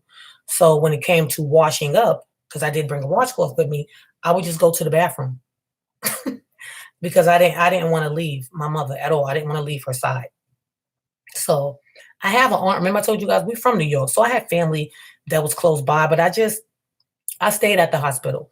And that was probably the hardest thing that I've ever done, because it wasn't just me in the room with my mom. It was all these other, sick people or people that were in accidents or just anything that were in ICU as well. So I found myself praying. When I would pray for my mother, hi, welcome. When I would pray for my mother, I found myself praying for some of these other people that were in these other rooms, because I noticed, because I was there like a week, just there. And I noticed that No one was coming to see them. Like this one guy that was right next to my mom in the other bed. He's like, I just want to die. Just let me die. Like it was just so hard, guys. But I was like, you know what? I'm going to stay here. I'm going to keep my mother, keep her spirits up, keep her in the word. Just bring glory, and God's praises and his, power and miracle to this room. So now you guys are just going to see um, the videos that I would have inserted here. And I want to say I have them in order. Okay, I want to say I have them in order. So let me go here. Let's see. Everyone, I don't even remember if I was on here. Was I even on here yesterday? I don't think I was. This has been hard. I just feel like I'm at the hospital by myself, which I am at the hospital by myself. But my nieces came up here, yesterday. Actually yesterday and the day before yesterday. But once people leave and it's just you by yourself and you're dealing with, what's going on continuously, it's hard. So like last night I actually broke down. Like I broke down before, but I don't like to cry in front of my mother, and I've been being so strong with not crying. But just yesterday I broke down. Like I was just, holding her hand, praying over her, playing the gospel and just crying. It just came out of nowhere. Her pressure was dropping. Her blood pressure was dropping. They're actually keeping her stabilized right now with some type of medication. So they were weaning her off of the blood pressure medication, and she was doing good. And it's like I left out the room for a while, and then came back. I don't know. It was just weird. It was just really weird yesterday. But you have to keep the energy positive around someone when they're in the hospital. You can't even have negative thoughts in your head, because then I think that just changes the whole dynamic of what's going on spiritually, with that person. I really do believe that. So it's just crazy, guys, because I'm like, it's sad, because here it is, I have family right up here, and not one time did anybody say to me, Dwoa, are you sleeping? Dwoa, are you hungry? Are you eating? Dwoa, do you need me to bring you anything? Nothing. Nothing. You guys know I'm giving. So if anything, that's, me doing that. So I'm just like, it's just sad. You know what I'm saying? It's just sad. And people don't understand, because they haven't really been in my situation where they're just staying at the hospital with someone like I am. It's really hard to just lay in a chair and watch your loved one, no matter who it is, your mother, your child, and then to feel like you don't have the support that you need. If that makes any sense, guys. I feel like you don't have the support that you need. Yes, I'm strong. No, I'm not going to ask anybody for anything, because I'm very, I got money and different things like that. But sometimes you just need that shoulder to cry on. You just need that person that can be there for you if you break down. Like, that would normally be my husband. But of course, my son is still in school, so he has to be home with my son. But I'm just like, it's time for me to go home now, because I'm not sleeping. My body's feeling like, I don't feel exhausted, but I just feel weird. And I know it's because I haven't really been getting sufficient sleep. And yeah, you'd have thought that people just would have reached out. Even if I would say no, the fact of even just reaching out means a lot to you. You know what I'm saying? Y'all know I'm at the hospital. I'm not in a hotel. So it's just when you think family would be there the way that you think they would be there, they're not. And I mean, at this point, it is what it is. So I did take like I said, I don't even know if I told y'all this, but I did take myself out of my family group, because I just felt like it was just getting too depressing. It used to be positive. Like when I come on here and I talk to you guys and I'm telling you what's going on, you guys are so uplifting, and that makes me you share the word, and you're not down. So that makes me stay up. But lately, for the past 2 weeks, when I'm being so positive on my family group, it's like I'm not getting the same energy when I go in there and watch it. And so I'll be happy and up, and then I'll watch videos, and then I'll get down, and it's not supposed to be like that, So I just removed myself from the group, and I told them why. I just removed myself from the group, and I told them that I felt like that was the best thing for me to do. Because at the end of the day, this is my mother. If you never had a mother, going through a fighting for her life, then nobody can't tell me how I'm supposed to feel. Nobody can't tell me how I'm supposed to be reacting. Nobody can't tell me how I'm supposed to be talking, because this is my mother. You understand what I'm saying? And if nobody understands why I say certain things, I really don't care, because this is my mother. But yeah, I just have to go home. I have to go home because I'm being strong for her. But who's being strong for me? So I'm in the lounge area right now in the ICU. Let me show you. The TV right here. I just finished washing up in the bathroom. That's what I've been doing, and changing my clothes. I actually had this shirt on like probably 2 days. I was like, whatever, and I changed my my underclothes and everything. But it's been hard, guys. It's been hard. It's been hard, and I just feel like I'm alone here. I do. So, yep. Like I said, my nieces came yesterday for a while, and So the part that you just watched, guys, was now we're in let's say May, because I know I've stopped with the time framing. So that was in May, and in May of last year, 2018, that's when I decided I'm going to just go and stay in ICU with my mom, because she was in Long Island, I'm in South Carolina, just the distance. And I felt like, because the doctors kept saying she wasn't getting any better, and no one was really just staying at the hospital consistently, like with my mother, I said, well, I'll go. I'm a daughter, I'll go. So this is during the time that I was just staying there for that week, but it had gotten so hard. And I don't know at this point if my family was giving up or just what was going on, but just the time that I was up there, I just felt so alone, and they would come and then they would leave. They would come and then they would leave. And then, of course, later we spoke about it, and they just felt like, well, if we had told you to leave your mom, that you wasn't going to leave, that you were just going to stay at the hospital. But they didn't realize at that time I needed for you to say, Dwoa, come on. Like, you're in here all day, every day, just around all of these sick people. Like, just take a break, take a breather, just leave the hospital for a while. But no one ever said it. So, my husband, when I would speak to him every day, like I told you guys, somebody had to be home because my son was still in school. So you can miss but so many days before you get let back. So I was like, you know what, you stay home with him, because any other time, any other trip that I would make to go to New York to see my mom, my husband was right there. We would just stay a couple of days. So then we would come back, but I'm like, my son is in school and I can't jeopardize his education, jeopardize him getting helped over because of my mom being sick. So let me just go. So, hold on. So that was that one video, and then let's see. Hey, Sisterhood, I'm on the plane now. I will let you guys know. All right. So basically, remember I told you guys about the group Sisterhood. One of the girls from Sisterhood actually lived in Long Island.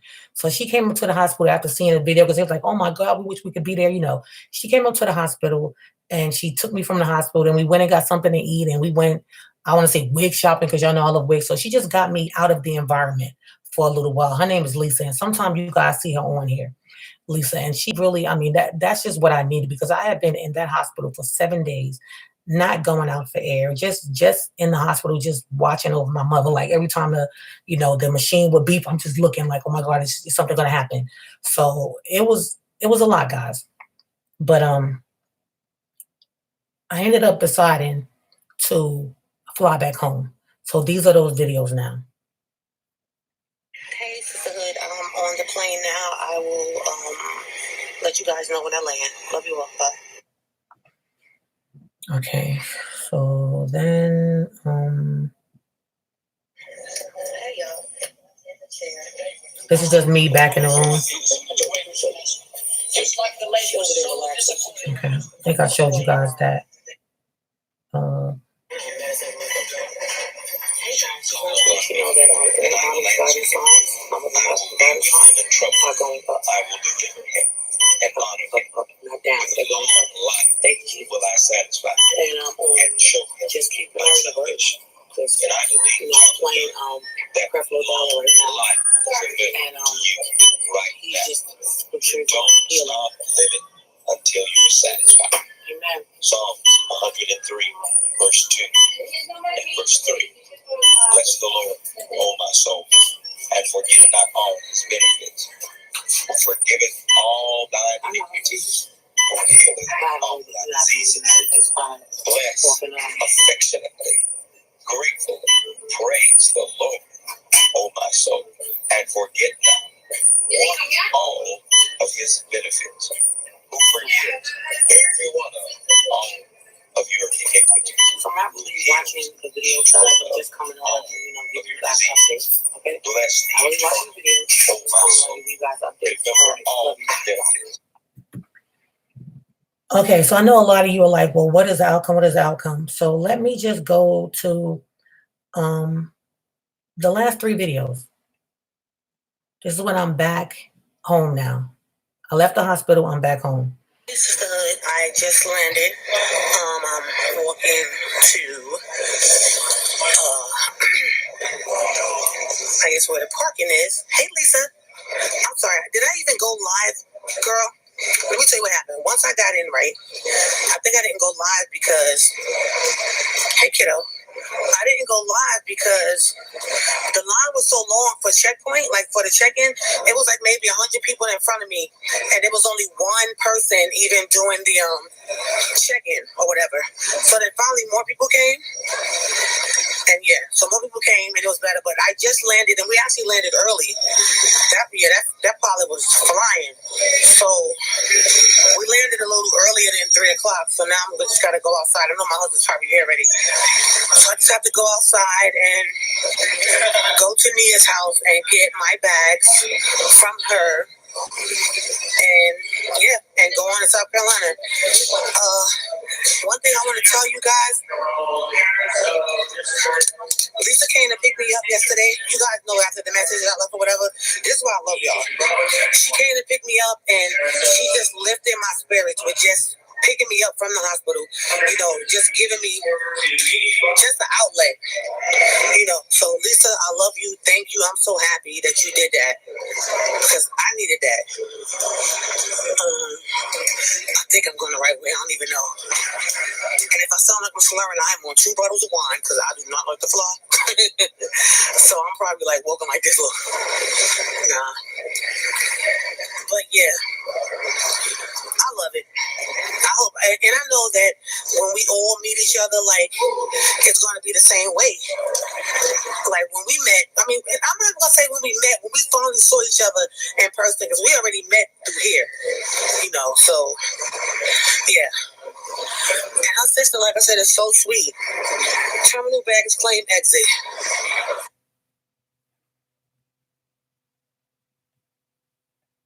Hey, sisterhood family. I just wanted to come on here and let you. Okay, so that was basically the part that you just saw was basically when I came back from, New York.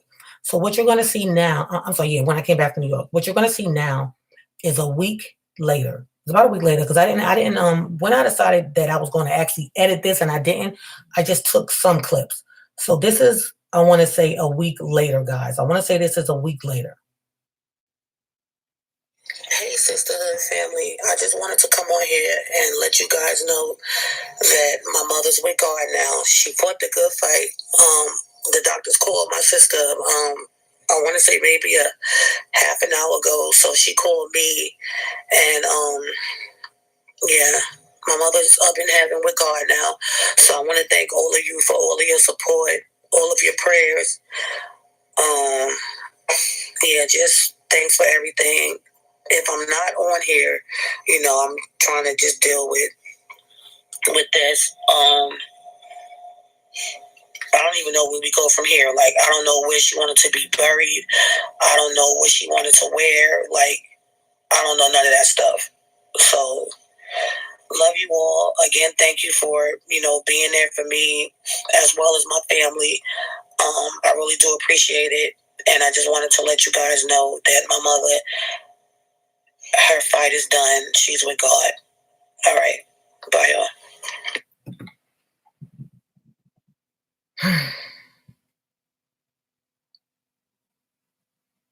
Hey, sisterhood. Okay, so one more video. I know you guys are probably in tears right now.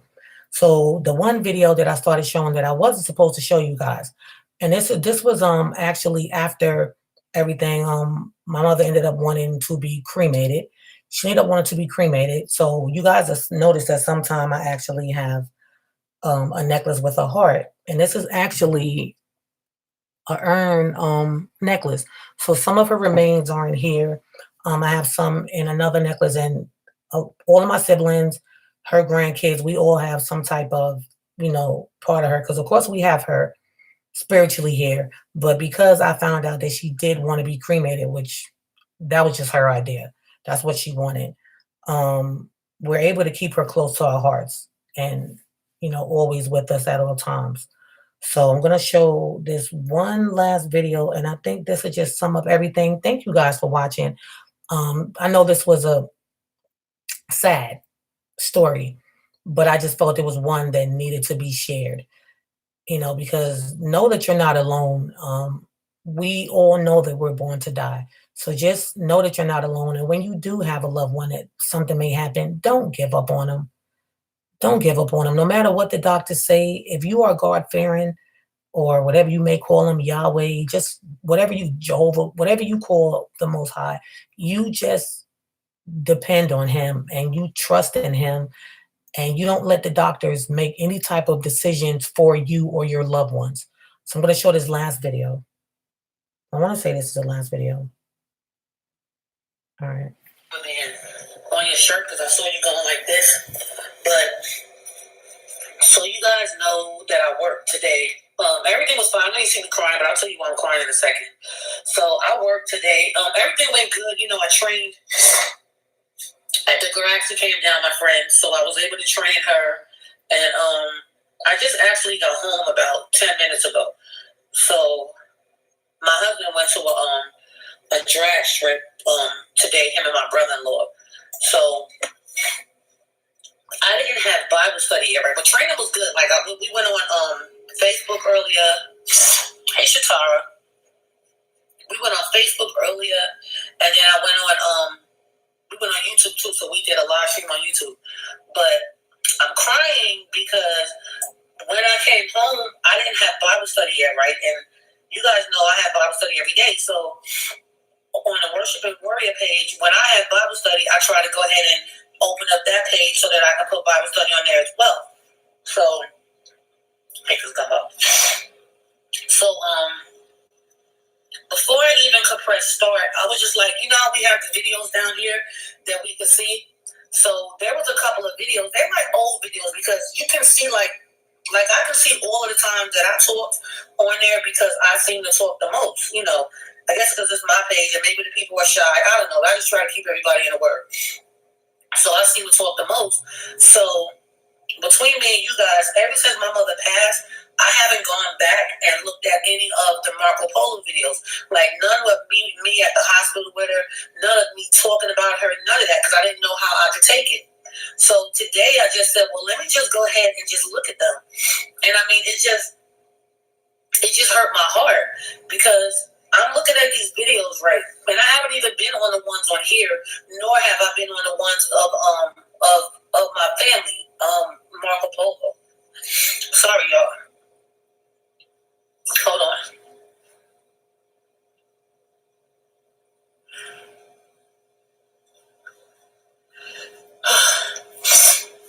So I haven't even been on the other one, like if I'm feeling all right. So I was just like looking.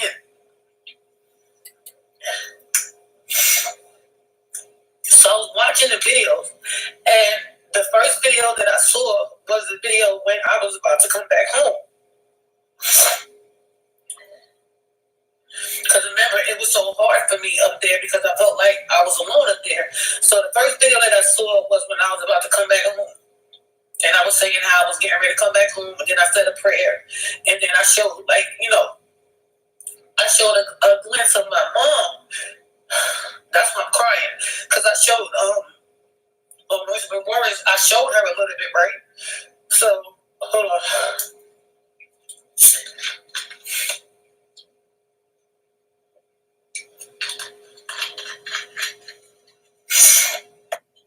So I showed her, and then I was still talking, and I was talking about, you know, how I was still believing in God, and how God was going to, you know, heal her, and that He was going to have the best outcome for her.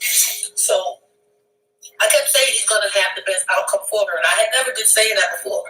So then I went back to, like, the other videos that, prior to the last video that I made from when I was at the hospital, right? And so in those videos,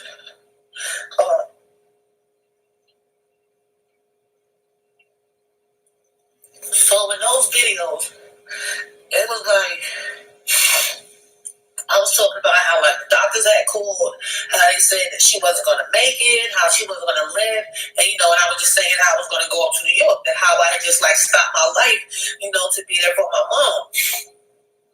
But I think the reason why I'm really crying is because when I was up there the last time, and remember I told you guys that I broke down, like how I'm crying now, but I was like crying even harder, and I was shaking, and I was just holding her hand, like almost saying, "Mommy, don't go," or you know what I'm saying, like, "Well, God wants you." It's like I had a feeling come over me, like I knew that she wasn't going to live, and that was the first time that I ever had that feeling, right?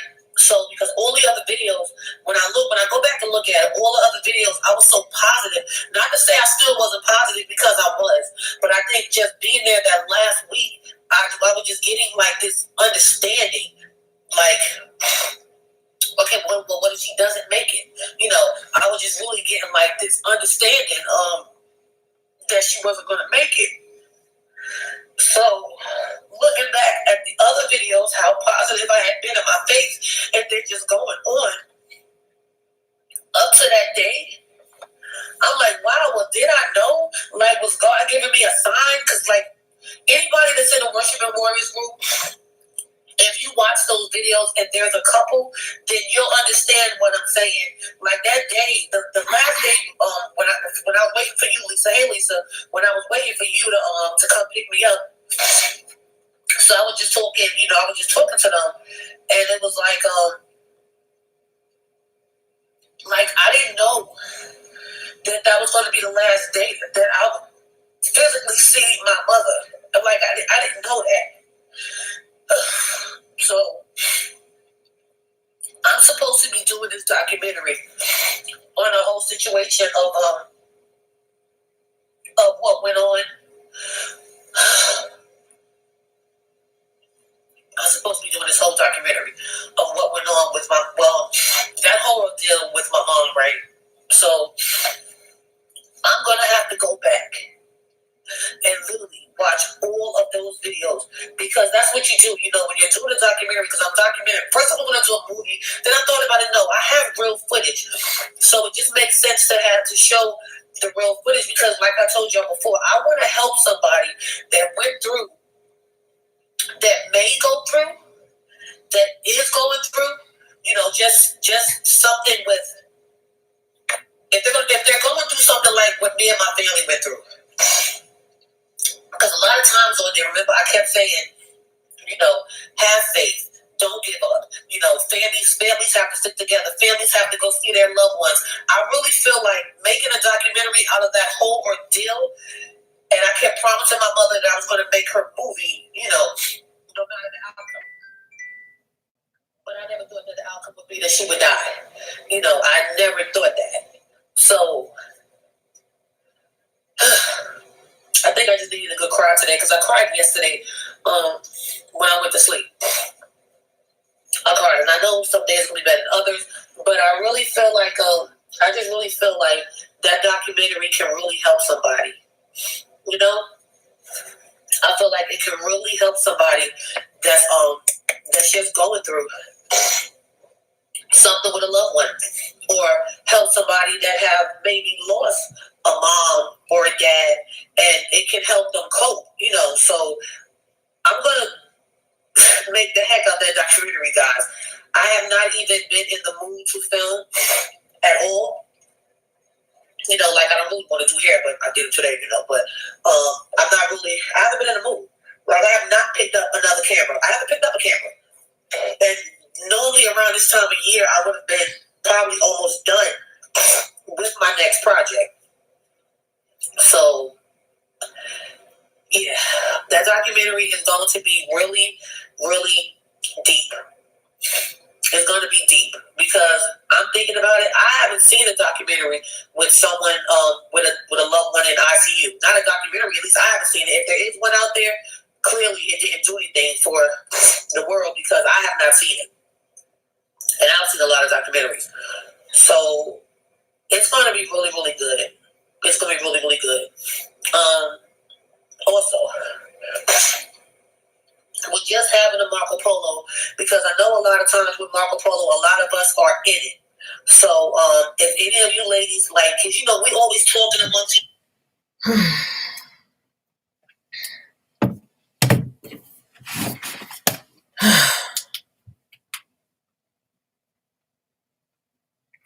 So clearly, as you guys see, the documentary didn't happen. This is as close to the documentary as I could get it because I just couldn't find the strength to put all of that together and edit it. So when I was doing this, because remember, I shot this back in March for the documentary of this year. And then I did one last part on it because remember, it's supposed to have been a film, not me going live. But my mother lost her battle last year, Memorial Day. Last year, Memorial Day. So next week, we have Mother's Day.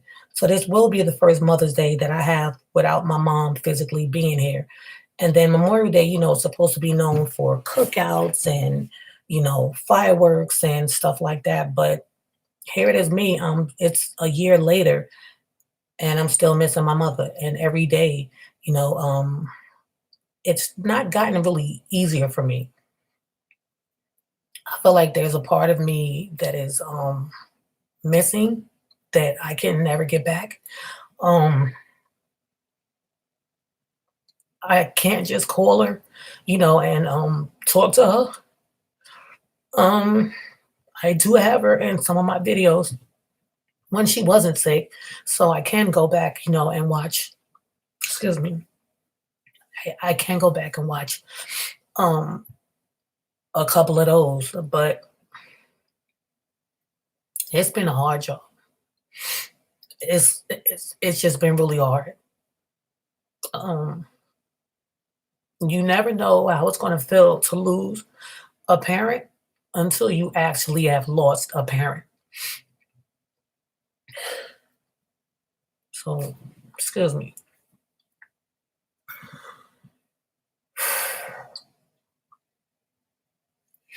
I said I wasn't going to cry on camera.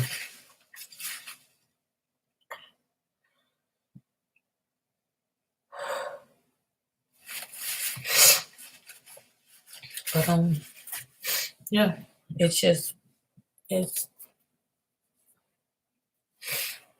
it's just been hard. And some days are better than others. You know, some days are better than others. So I think with it just coming so close to, you know, the time that you would be honoring your mom, which is Mother's Day, and then coming, excuse me, coming so close up on the time that, you know, she passed. It's here it is, it's a year later. Like it just seemed like time just flew. You know, it seemed like time just flew because last year around this time, my life was answering the phone to see what the doctor said, or calling the hospital, see how my mother was doing, or just going up there to be with her in the hospital. That was my life last year around this time. So a lot of times when you guys would see me go live and you would see me making my product, that was like my outlet.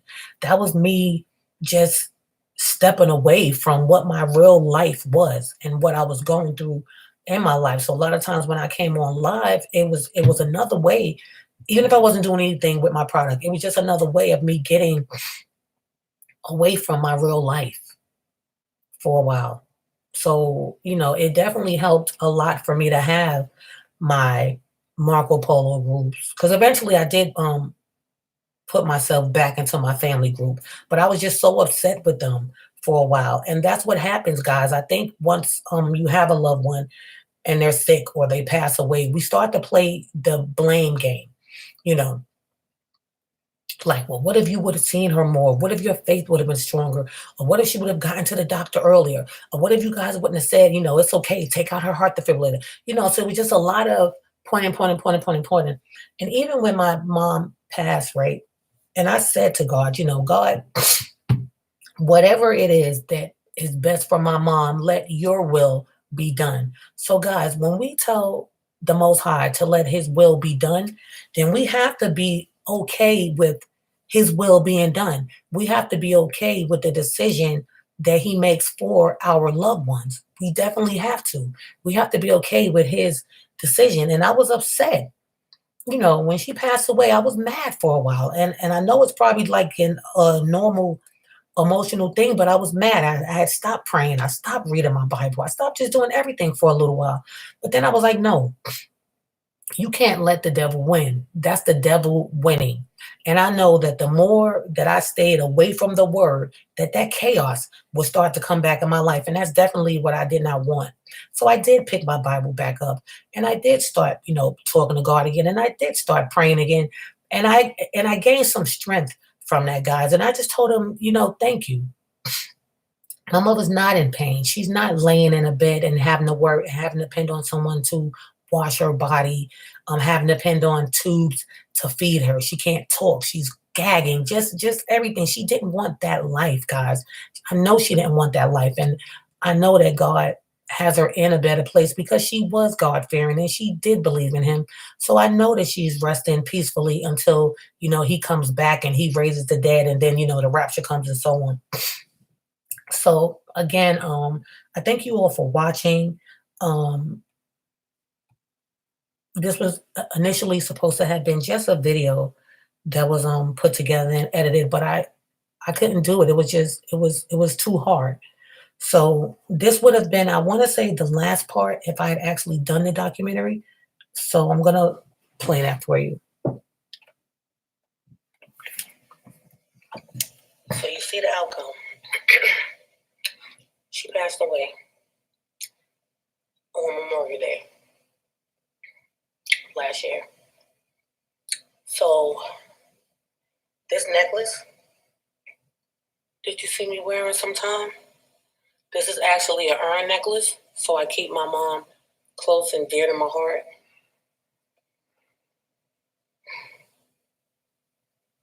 Rest in peace, Mommy. Rest in peace. You are missed daily.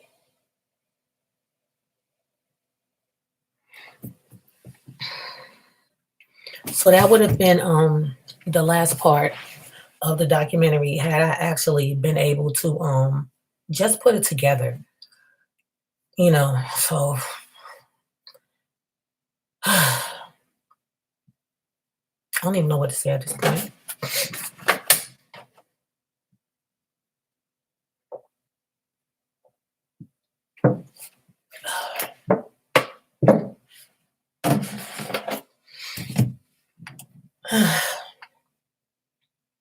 And again, I didn't do this to make anyone be like, down today, because I definitely want you guys to be positive. I don't want anyone to be sad and down, but I had to share that.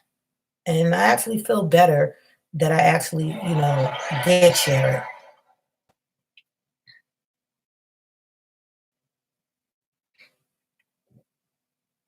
Yeah.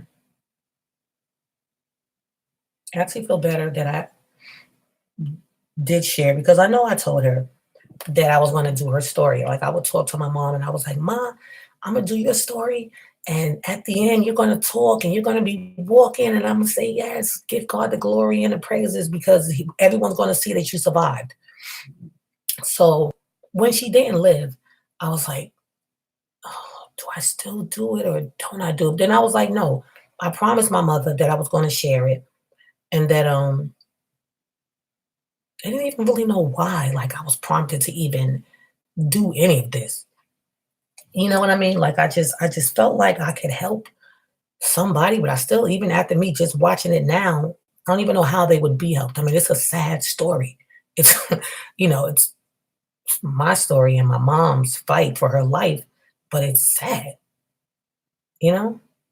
So maybe it's to tell someone to not to give up because this isn't always the outcome of something. So you don't give up or you just keep your faith and you don't give up and you just continue to fight and you help that loved one to fight. So maybe that's why I shared it, I guess. How you guys feeling?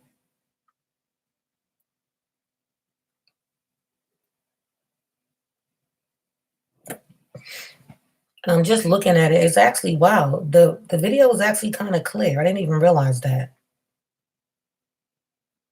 Actually kind of clear.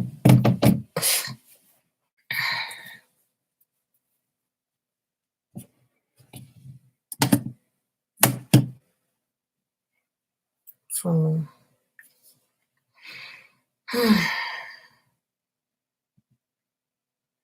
so now you guys know what I was going through last year around this time. Um, this was a different, video for me to make. Um, like I said, I felt like I had to make it. Just to even give myself a little bit more of just understanding of everything and why I feel the way that I feel some days. When you are mourning, guys, there's no time frame. What I've learned about this is that there is no time frame on how long you're supposed to mourn someone's passing. I know you're not supposed to get depressed and everything like that, of course, because then you can drive yourself crazy. You can drive yourself crazy. But our loved ones want us to go on with our lives and so on, but you still miss them. Like you still physically miss that person. Yes, they're here. People always say, oh, that person's there in spirit and they're here, this, but physically, guys, you still miss your loved one not being there, you not being able to call them and so on. But one thing that I didn't have in this part that I was going to actually have all the way, all the way, all the way at the end. I want to show you guys a picture of my mom. My mom was so beautiful because I don't want that vision that you saw her here to be your last vision of my mom.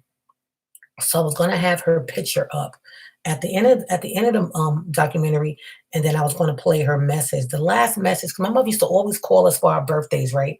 And sing happy birthday to us. All the time she used to call us and sing happy birthday. Like the first person that would call us, she'd sing happy birthday. So I had that video, I had that message at one point, and then I have another message, but for some reason, I don't know what happened, that the message of my mother voicemail singing happy birthday to me, it's gone. It's gone. But I still have another video. I'm sorry, not a video. I still have another message of my mom. And I think I had gone to the dentist that day and she left me a message. And for some reason, I just started keeping her messages, but I still have that one. So she says, hi, Dwoa. Well, she says my name and then she asks about my son.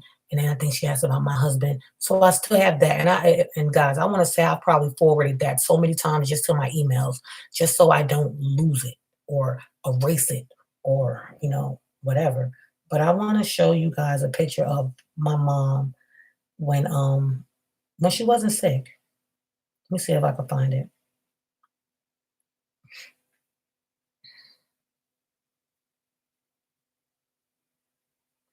I think, is this the video? Let's see. Wait, let me see something here. Hold on.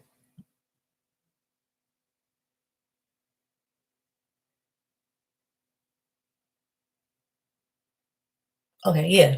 This is actually a video that I made, guys. I'll just show the video, and it's of my mom. This was probably after everything had happened because I see I have like her memorial service in it too. So let me just show you.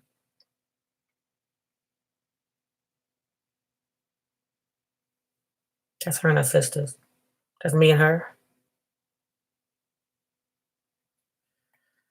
Let me go back. I did not realize how much I looked like my mom until I made this video. Let me pause it. And she always say, "We from the wrinkle neck tribe." 'Cause I was like, "Mommy, why I got wrinkles in my neck from when I was a little girl?" And she's like, "Don't worry about it. Your neck is like mine. We're from the wrinkle neck tribe." But look, that's my mom when she was younger, and that's me.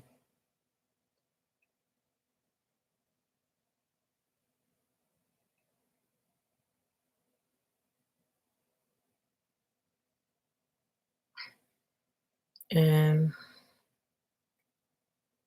this would have been a really good documentary if I could have actually done it. And this is me when I was little and my mom.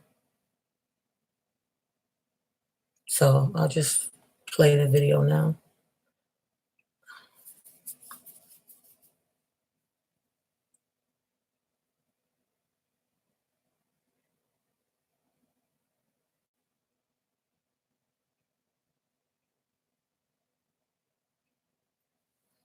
So yeah.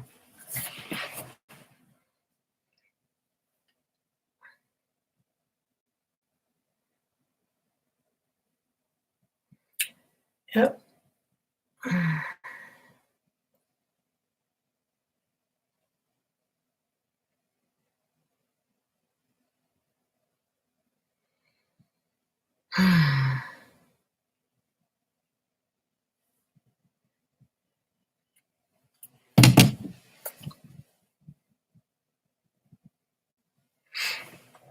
Hi.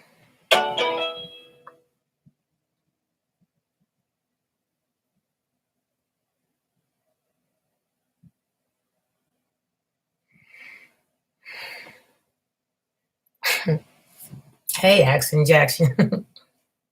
So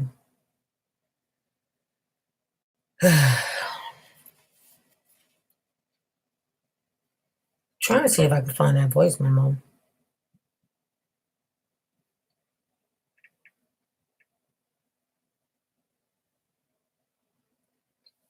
So this is the message, guys. I just want you guys to just hear, just listen to this. So this would have been like I would have shown a picture, and then I would have had this playing. August 9th at 7:39 p.m. Hi, dude. How you doing? This is your mammy. I get the same phone tag. I told you I changed the ringer on my phone, and my phone has been charging. And it's probably going over. I don't know the ring. Oh, I'm not even. There's a lot of people keep saying, "Why you have to go to your phone?" Anyway, I heard that you went to the dentist. I wanted to ask you how it went and stuff like that. You probably listening now. Anyway, I'll talk to you later. Everything's all right over here.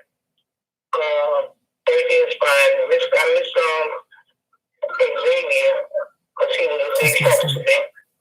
All right, tell him I said hi, and I'll talk to you later. All right, tell Brett I said hello also. Okay then. Bye bye. Leaving message. You have.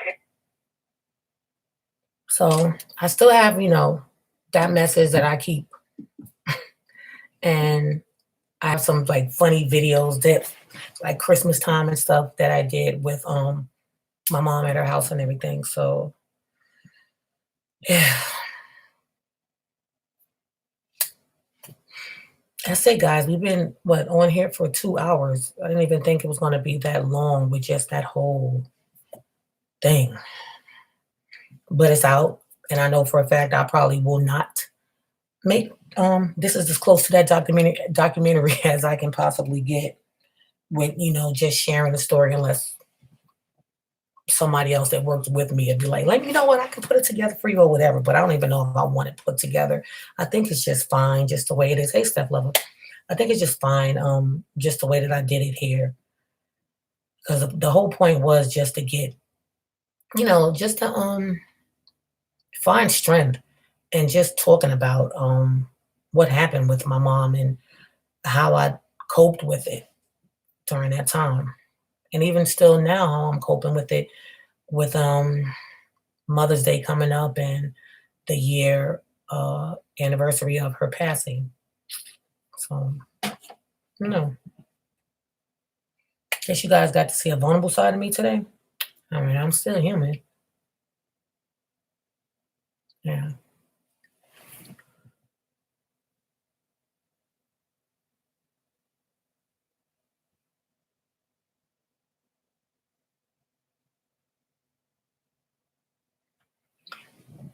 Right, Jennifer. And sorry to hear about your mom, but right.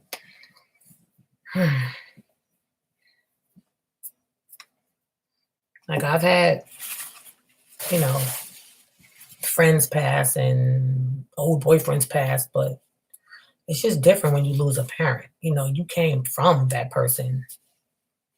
So, guys, if you still have your parents, don't take them for granted.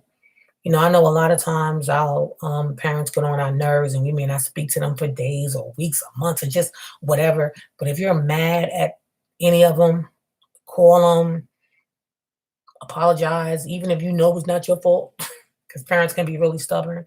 But just apologize and just get on a better note, with your loved one because nobody is promised tomorrow. Nobody, nobody. And I even look at things differently. Like I'm like somebody used like after right after this happened, I was like, I wish somebody would say something crazy to me. I'm like, my mother ain't even here no more. Like, nigga, I hurt you out. Because I think that's what you go through. Like you go through these stages of being hurt and upset and you feel wronged. You know what I mean? Thank you, Steph. And I know with you as well. So but yeah, I know that my mother always wanted me to be happy. And I know how important my mom used to always say, you gotta own some things. You gotta own some things. As Black people, we just have to own things. My mother never owned her own home, right? Never. And I always said to her, I said, Ma, I said, when I get rich, I said, I'm gonna get rich. I said, when I get rich, I'm gonna buy you your first home. You won't have to worry about rent. You won't have to worry about anything because it's just gonna be paid for. And I'm gonna be so proud, and you're gonna be so proud of me. And that day never came. But what day did come was me and my husband in, November became homeowners. We were able to buy our first house together, which is the new house that I'm in now. We were able to buy a home. And I remember when we were signing the closing papers, right? When we were signing the closing papers and we got our keys, and I was just like, I just looked up and I cried. And it wasn't even like crying from, oh my God, I have a house, but it was crying like, Mom, I did it.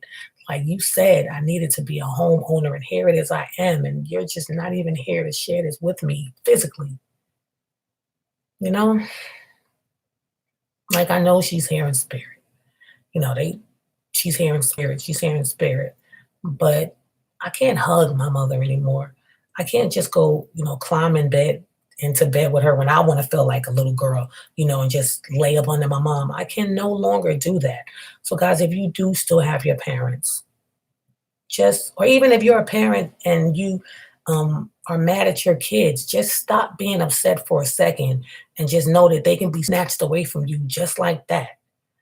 You know, go out and get shot or get into a car accident. Just anything can happen.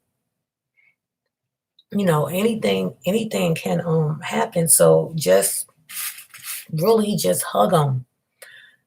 Just hug your kids, hug your siblings. Just hug them and tell them that you love them and appreciate them while they're still here with you. Appreciate your family, your parents, your kids, just while they're here. Like I was so happy because me and my mother had a strained relationship for so long.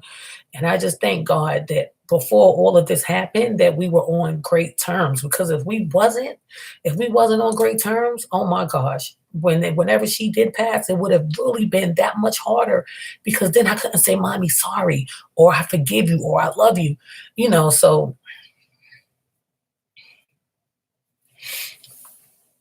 life is too short, guys. Trust me, and love your loved ones while they're here, not when they leave. Not when something happened and you can't tell them that you love them, or you can't show them that you love them. So love them now. Love them right now while you can still tell them. Love one, you can still tell them, and they can hear you. Give them flowers now while they're living, not when they die. You know, give them the praise that they need now. Like my grandmother, when she passed, she's like, "Oh, I hate flowers." She's like, "Give my flowers while I'm living. Don't give me flowers when I die and be crying." And you could have just picked up the phone and called me and talked to me. But now, because I'm gone, now you just want to try to show how much that you care. Trust me, show them now, guys. It's the reason why you sitting here watching this video with me.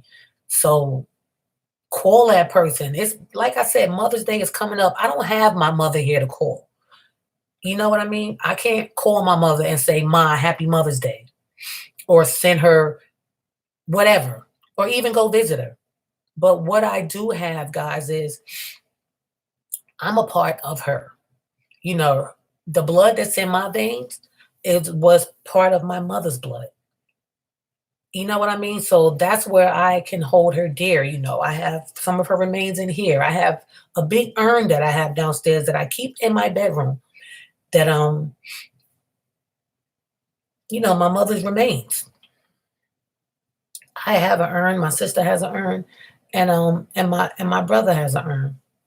So, if nothing else, guys, this has made, like, me and my siblings, we're already close, but when everything happened with my mom, we just got so much closer. We got so, so, so much closer, and I'm so happy about that. And I know that she's proud of us. We're all going on with our lives, but we're trying to do things better to just keep her proud. You know what I mean? To just keep her proud. So when I do stuff, I do it in her name. Of course, I do it in the Most High's name first. But when I'm doing positive stuff, because like I said, at first when she passed, I was like, I could have probably really hurt somebody. I was just like, nobody better not say nothing to me.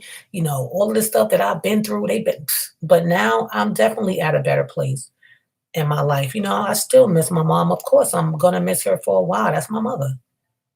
Um, but I don't have her here anymore. Not physically anyway. So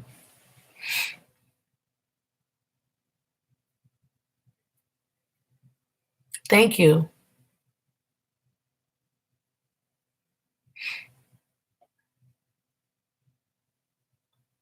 Right.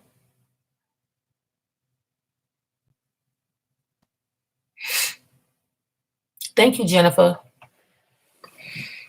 Jennifer said that's it, that's the message. So I'm sorry, guys. You guys, y'all don't get to see me like this, you know. You guys don't see the vulnerable side of me, but I'm human, you know. I'm human.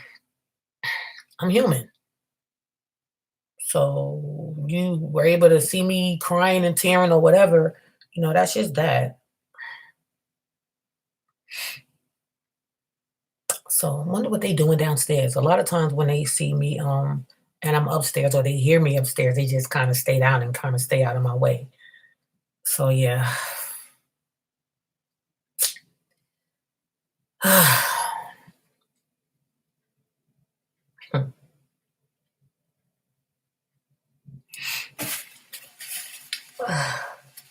Well, mommy, I did it. I said I was going to tell you a story. Just I didn't tell it completely, but I think I told it enough. And if I could just help someone just hang in there with their loved one and not pull a plug, then I've done what I was supposed to have done. Yeah. done what I was supposed to have done. Hmm.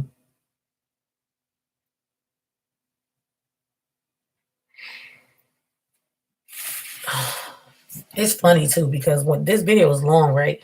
But I noticed when I first started talking about it, like today when the video, um, I know the numbers were dropping. I know they were probably like, "Oh my god, I cannot watch this." But I did put viewer discretion is advised. Didn't I put that? I think I did put that. Viewer discretion is advised because it wasn't something that was just going to be happy. You know, life. And you know what's crazy, guys? You know how they say we're supposed to cry when we're born, and we're supposed to rejoice when we pass away. But we have feelings and emotions, so we can't, really do that. Um, One other thing that I didn't mention during this video, and I probably should have mentioned it at the beginning, was that when everything happened with my mother, with her getting sick and everything, when I tell you guys that I became on fire for Jesus Christ, I've never been as strong as I am now in my faith. So, I had to be strong. If I'm going to be praying for someone that I know she was probably praying for herself, but I was like, if she can't talk, and I'm thinking like, well, what if she can't pray, or what if the devil's in her ear? So I was really literally just praying, praying, praying so hard. But to pray for someone, you have to be strong enough in your faith to be able to talk to God and let Him talk through you and work through you. So I really became really, really, really strong just with my religion. So I remember I told you guys about the negative stuff, right? With the people talking about me and so on, when I'm just dealing with just going through all of this life changing things that I was going through. I remember reading because people kept sending stupid emails. I remember reading something that was like, "Oh, and now all she do is talk about God." Yeah, well, I am. How'd I get here? Who's keeping me sustained and strong? Yeah, during the time that this happened with my mom, hell yeah, and forgive me for cursing. But yes, I got really, really, really strong in my faith. I had to. Because who else could I turn to but the most high? If I didn't turn to the most high, I would have gone crazy. I would have literally gone crazy. Yeah.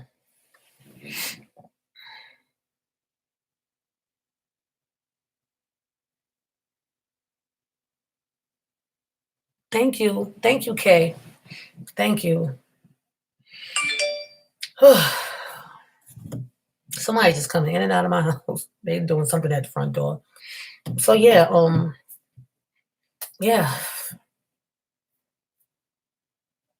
I do kind of feel like I don't feel like it was a burden that was lifted. I just feel like I wasn't gonna make a promise that I wasn't gonna keep. And then now, I can move on. When I open my phone, I don't have to keep looking at these videos that I had saved because they're still on my iPad and they're still on Marco Polo. But at this point, guys, what I just realized is I don't have to hold on to the sad parts of my mom and her memory anymore. So when I erase them, I'm not going to forward them to anything. I'm not going to do any of that because I don't have to anymore. Yeah, I don't have to. So I can delete those videos in my phone and not worry about it and just think of all of the good times, not think about my mother laying in a hospital, not thinking about she can't walk, she can't talk, she can't feed herself, she can't bathe herself, she can't clothe herself. I don't think about any of that. So thank you. Thank you to the Most High, and thank you guys for sitting here and listening to me because, yeah, I guess a burden has been lifted off my chest, and I guess it really has because I can let those videos go now. I can finally let those videos go and just remember my mom happy and healthy and strong. And that'll probably help me get over this a little bit better. Amen, Jennifer. He's giving you peace about it. Amen. Amen. So, yeah.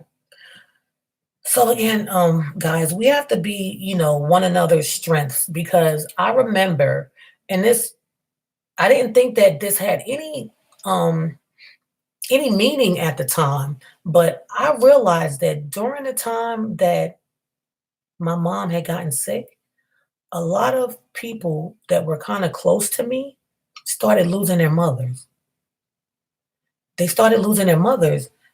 And, when someone loses a parent, you can never say, "Oh, I'm so sorry. I know what you're going through." No, you don't. You don't. Until you lose a parent. And I pray that none of us, none of you guys, because I still have my father here, of course, my dad, because, God wants us to be he wants to be the person that we call father. See, as I get more into the word, I realize this. So I call my dad now, not my father, because we have a jealous God. So he wants to be the only one that we call father. And it's in the Bible. But I realized that a lot of them were losing their moms. And I was just like, oh my gosh, I don't even know how they feel. Like I felt so sad for them because I was like, how do you lose a parent? Like we know we're born to doubt. I get it. But it's like, how do you lose a parent? You know? And then so when it happened to me, I was like, well, was God preparing me for this? And I just didn't realize that. Like, was he preparing me um to be able to cope with what I had to cope with? So I was just like, wow, I was just like, and then now some of my diamond gems here, you guys have lost your mom or you guys have lost a dad. And we just have to be one another's strengths because if you didn't lose a parent, you don't understand that pain. Um, some people even feel guilty about it. You don't understand the void. You don't understand the void and the emptiness that that we feel like there's just a part of you missing. You know, at least that's how I feel. And my sister and my brother, they said that they feel the same way. But you just feel like there's just a part of you that is missing. One thing I can tell you guys is that I love my husband. I'm like God did that when he sent that wonderful man to me because he has helped me so much. And there were days that I'm lashing out on him. I'm lashing out on my kids. I don't want to be bothered, but he's been my strength, guys. He's been my rock. Like the days that I would just wake up crying or the days that I wouldn't get out of bed. And, just those little stages that us as human beings go through. Because the morning stage and even his sister kept me in the word and, just like, you're going to cry, but it's going to get better. And then with me listening to my gospel music and praying harder and just asking God just for clarity in my mind and just the strength to keep going on every day. So, yeah. And you guys, of course, I come on here, you guys listen to what I'm saying, y'all smile with me, y'all laugh with me. So it's crazy how you would not think that a platform like YouTube and just getting in front of your computer or get in front of a camera, get in front of your phone and just talking to people that they can see you, but you can't see them. But it's been so it's been helpful. It's almost been like therapeutic. It's been really, really helpful just to have an outlet to talk about something else, to just get my mind out of where, you know, when it goes to there and I want to be sad and stuff.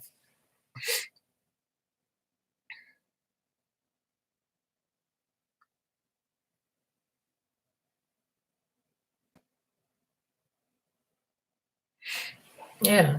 So it is hard, Steph. But I mean, we have to be strong and we have to take it, day by day and just be the best people that we can be. Like I'm trying to be the best wife. I'm trying to be the best mother. So the best everything, you know? But yeah. So how many of us here are mothers? How many people are going to be celebrating Mother's Day? Let's get to a brighter note here and smile for a while.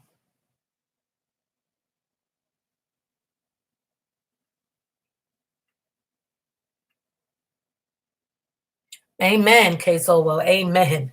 Weepeth may endure for a night. Amen. Amen. But joy cometh in the morning. Amen. You are so right about that. You are so right about that.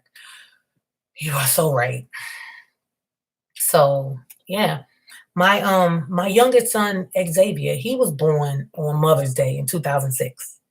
So he was born on Mother's Day. Yeah. So yeah. And he has a birthday coming up, May the 14th. So we have to just figure out what he wants to do on his birthday. Rachel says she's a mother, Steph's a mother. Yeah, and of course I'm a mom. I have two sons. My daughter lives in Atlanta, but I'll be seeing her next month. That is so great. So ladies, yeah, just enjoy, being a mom. And even if, even for those of us that don't have our mothers, we have to remember this, especially if you're a mom, we're still a mother to other kids. And one day they will feel how we feel. So while we're here, let's just embrace life, guys, because we don't know when God's going to blow that mighty horn and then it's time for us to go. Yes. So happy Mother's Day to everybody early. Happy Mother's Day to all the moms because Mother's Day, it's not here yet. I can't read the future, so I don't know how I'm gonna be feeling. I'm gonna try to be as positive as I can. I know I have a brother that lives in Charlotte, so I'll probably go down there and he's expecting a new baby. So he has a son already, but he's expecting a new baby with my new sister-in-law. So he just got married, guys, and it was just like wonderful. It was like we went to a baby shower that ended up turning into a proposal and a proposal and a wedding. This happened like last month. So thank you. So it was beautiful. Like we cried. I mean, when I say we cried, we were so happy for my brother, but then we cried because he had mentioned my mom, and I know my mom would be so happy. So it was just so bittersweet. It was amazing. That's all I'm gonna say. So because she's supposed to have her baby this week coming up. She has a baby this week. I'll probably just go up there and just spend time with them. Spend time with them. And I have nieces that live up there, so I can go spend time with my nieces. And yeah, I think that's what I'll do. Or who knows? I may go pick up my mother-in-law. I don't know. I just have to. I just know I need to be around family, and I know with my other sisters live in New Jersey, so I know I won't be able to be around her, but I'll definitely like Marco Polo her so she can see me and stuff. But my brother, I know that's going to be bittersweet for him because this will be a baby that my mother physically has not met, couldn't hold. So I know it's going to be a really hard day for him. And I know he's going to have his wife there, his new wife, but it's nothing like your siblings. You know what I mean? It's nothing like your siblings. So I'll definitely go up and just be, that shoulder. We can both be each other's shoulders because we're like this. Me and my brother and sisters are really, really close. So I'll go up there and just spend some time with them. Yeah, spend some time with them. But guys, I hope I didn't ruin your days. I hope I didn't ruin your day, but uh like I said, I can delete these videos now. And I got the story out for whatever reason God wanted me to tell it. I've told it, I've shared it, and I'm good. Okay.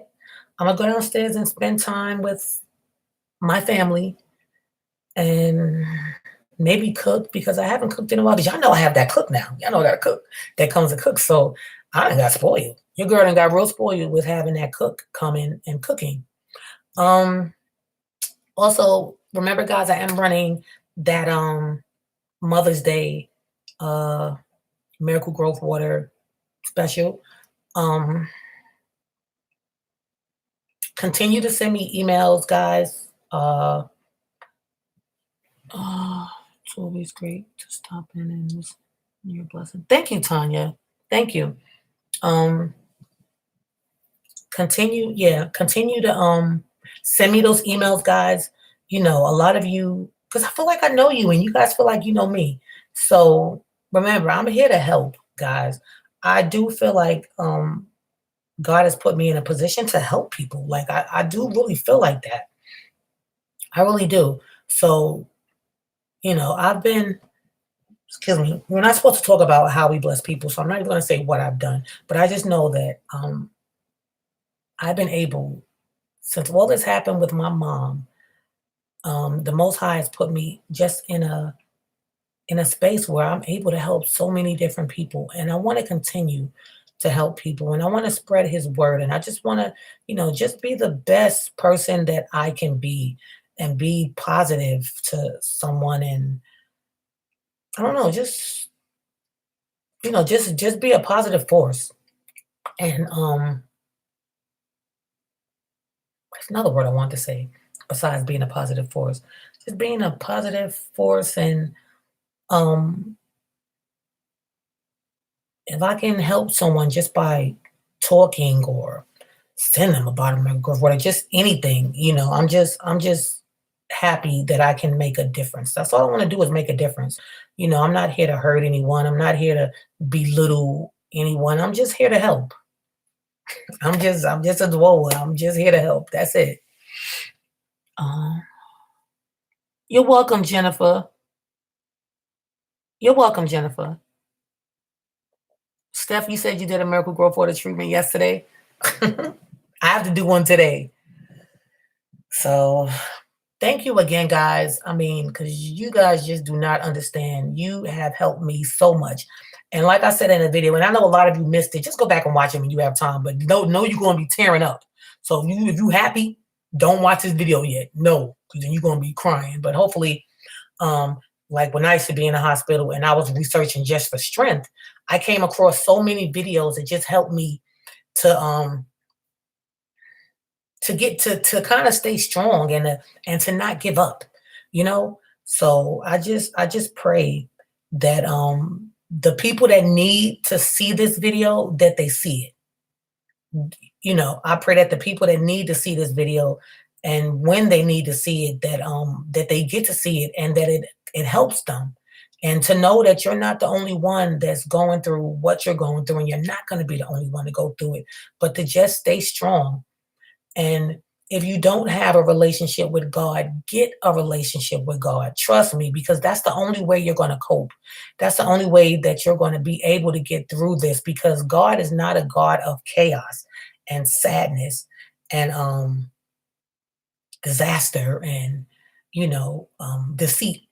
That's the devil. So when we start having like the crazy thoughts and all that stuff, that's not of God. God doesn't want us to be sad. He doesn't want us to be mad. He doesn't want us to be angry. He doesn't want us to be vindictive or vengeful, you know. So again, I just pray that the right people that need this video, that they get it, and when they get it, that it makes them say, no, you know what, doctor, I'm a hold on. You're not going to just tell us to give up. You know, let God do His work. You know, let Him do what He needs to do. So I love you all. Thank you again for watching. Now I got to get myself in a positive space, in a positive headspace. So I'll probably go ahead and edit my season 2 like I'm supposed to edit it and put that up.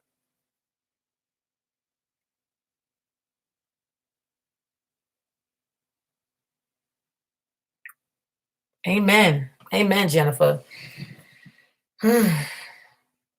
Yeah. And throughout all of this, my husband has gotten stronger in his faith.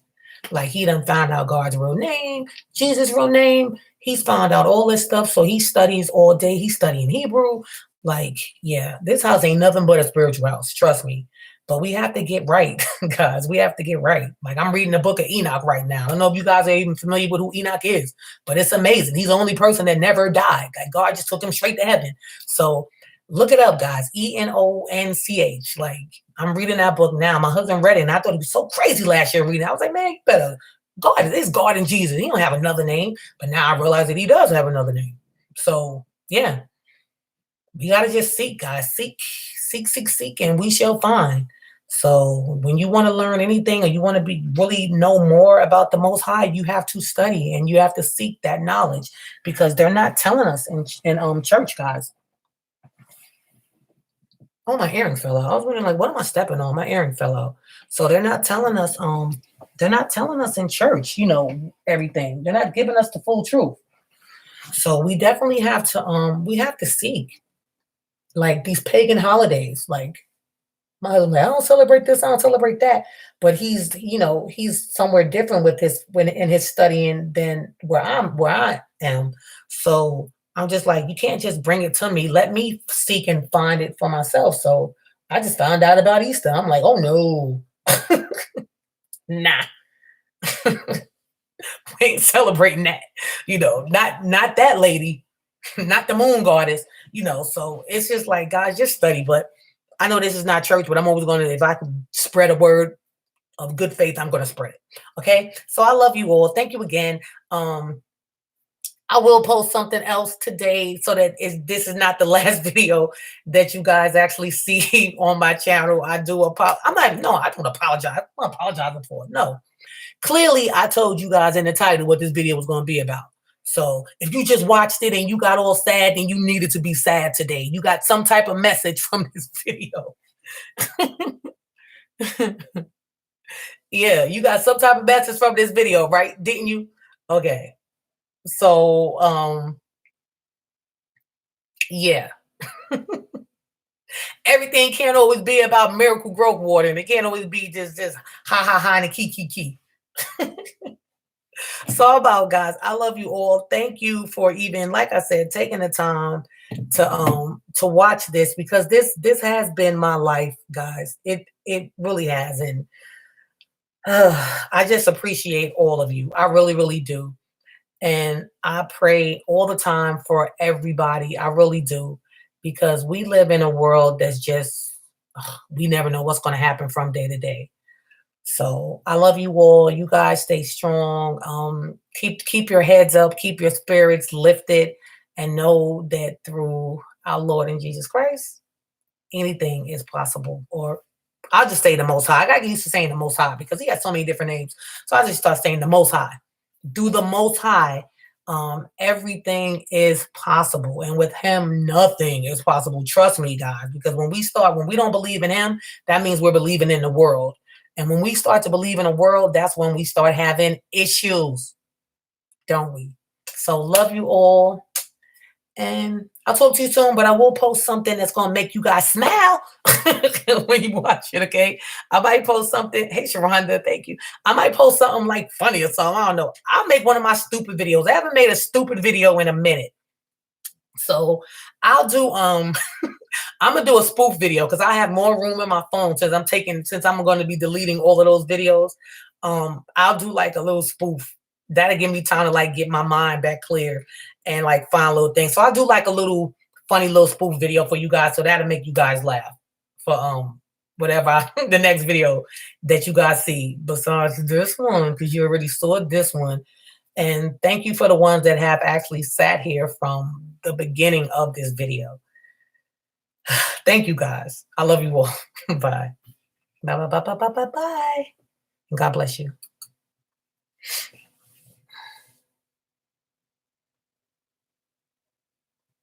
Oh, okay. Jennifer said, love your depression character. Look, she's like, what she say? She's like, yeah, we're going to get married. We're going to get married. He's going to change his mind. And we're going to get married. Now, for those of you that have no idea what I just did, you got to go watch my movie Depression. It's on Amazon, but it is also on YouTube as well. So I think the link is in the description box. I want to say it is under all of my videos, but go watch it, check it out. It's my first short film that I actually produced and edited and directed and put it together and all of that. So go check it out, guys. Go check it out, because she's like, it's literally about depression. So go check it out and share it. All right. Bye, guys. Bye.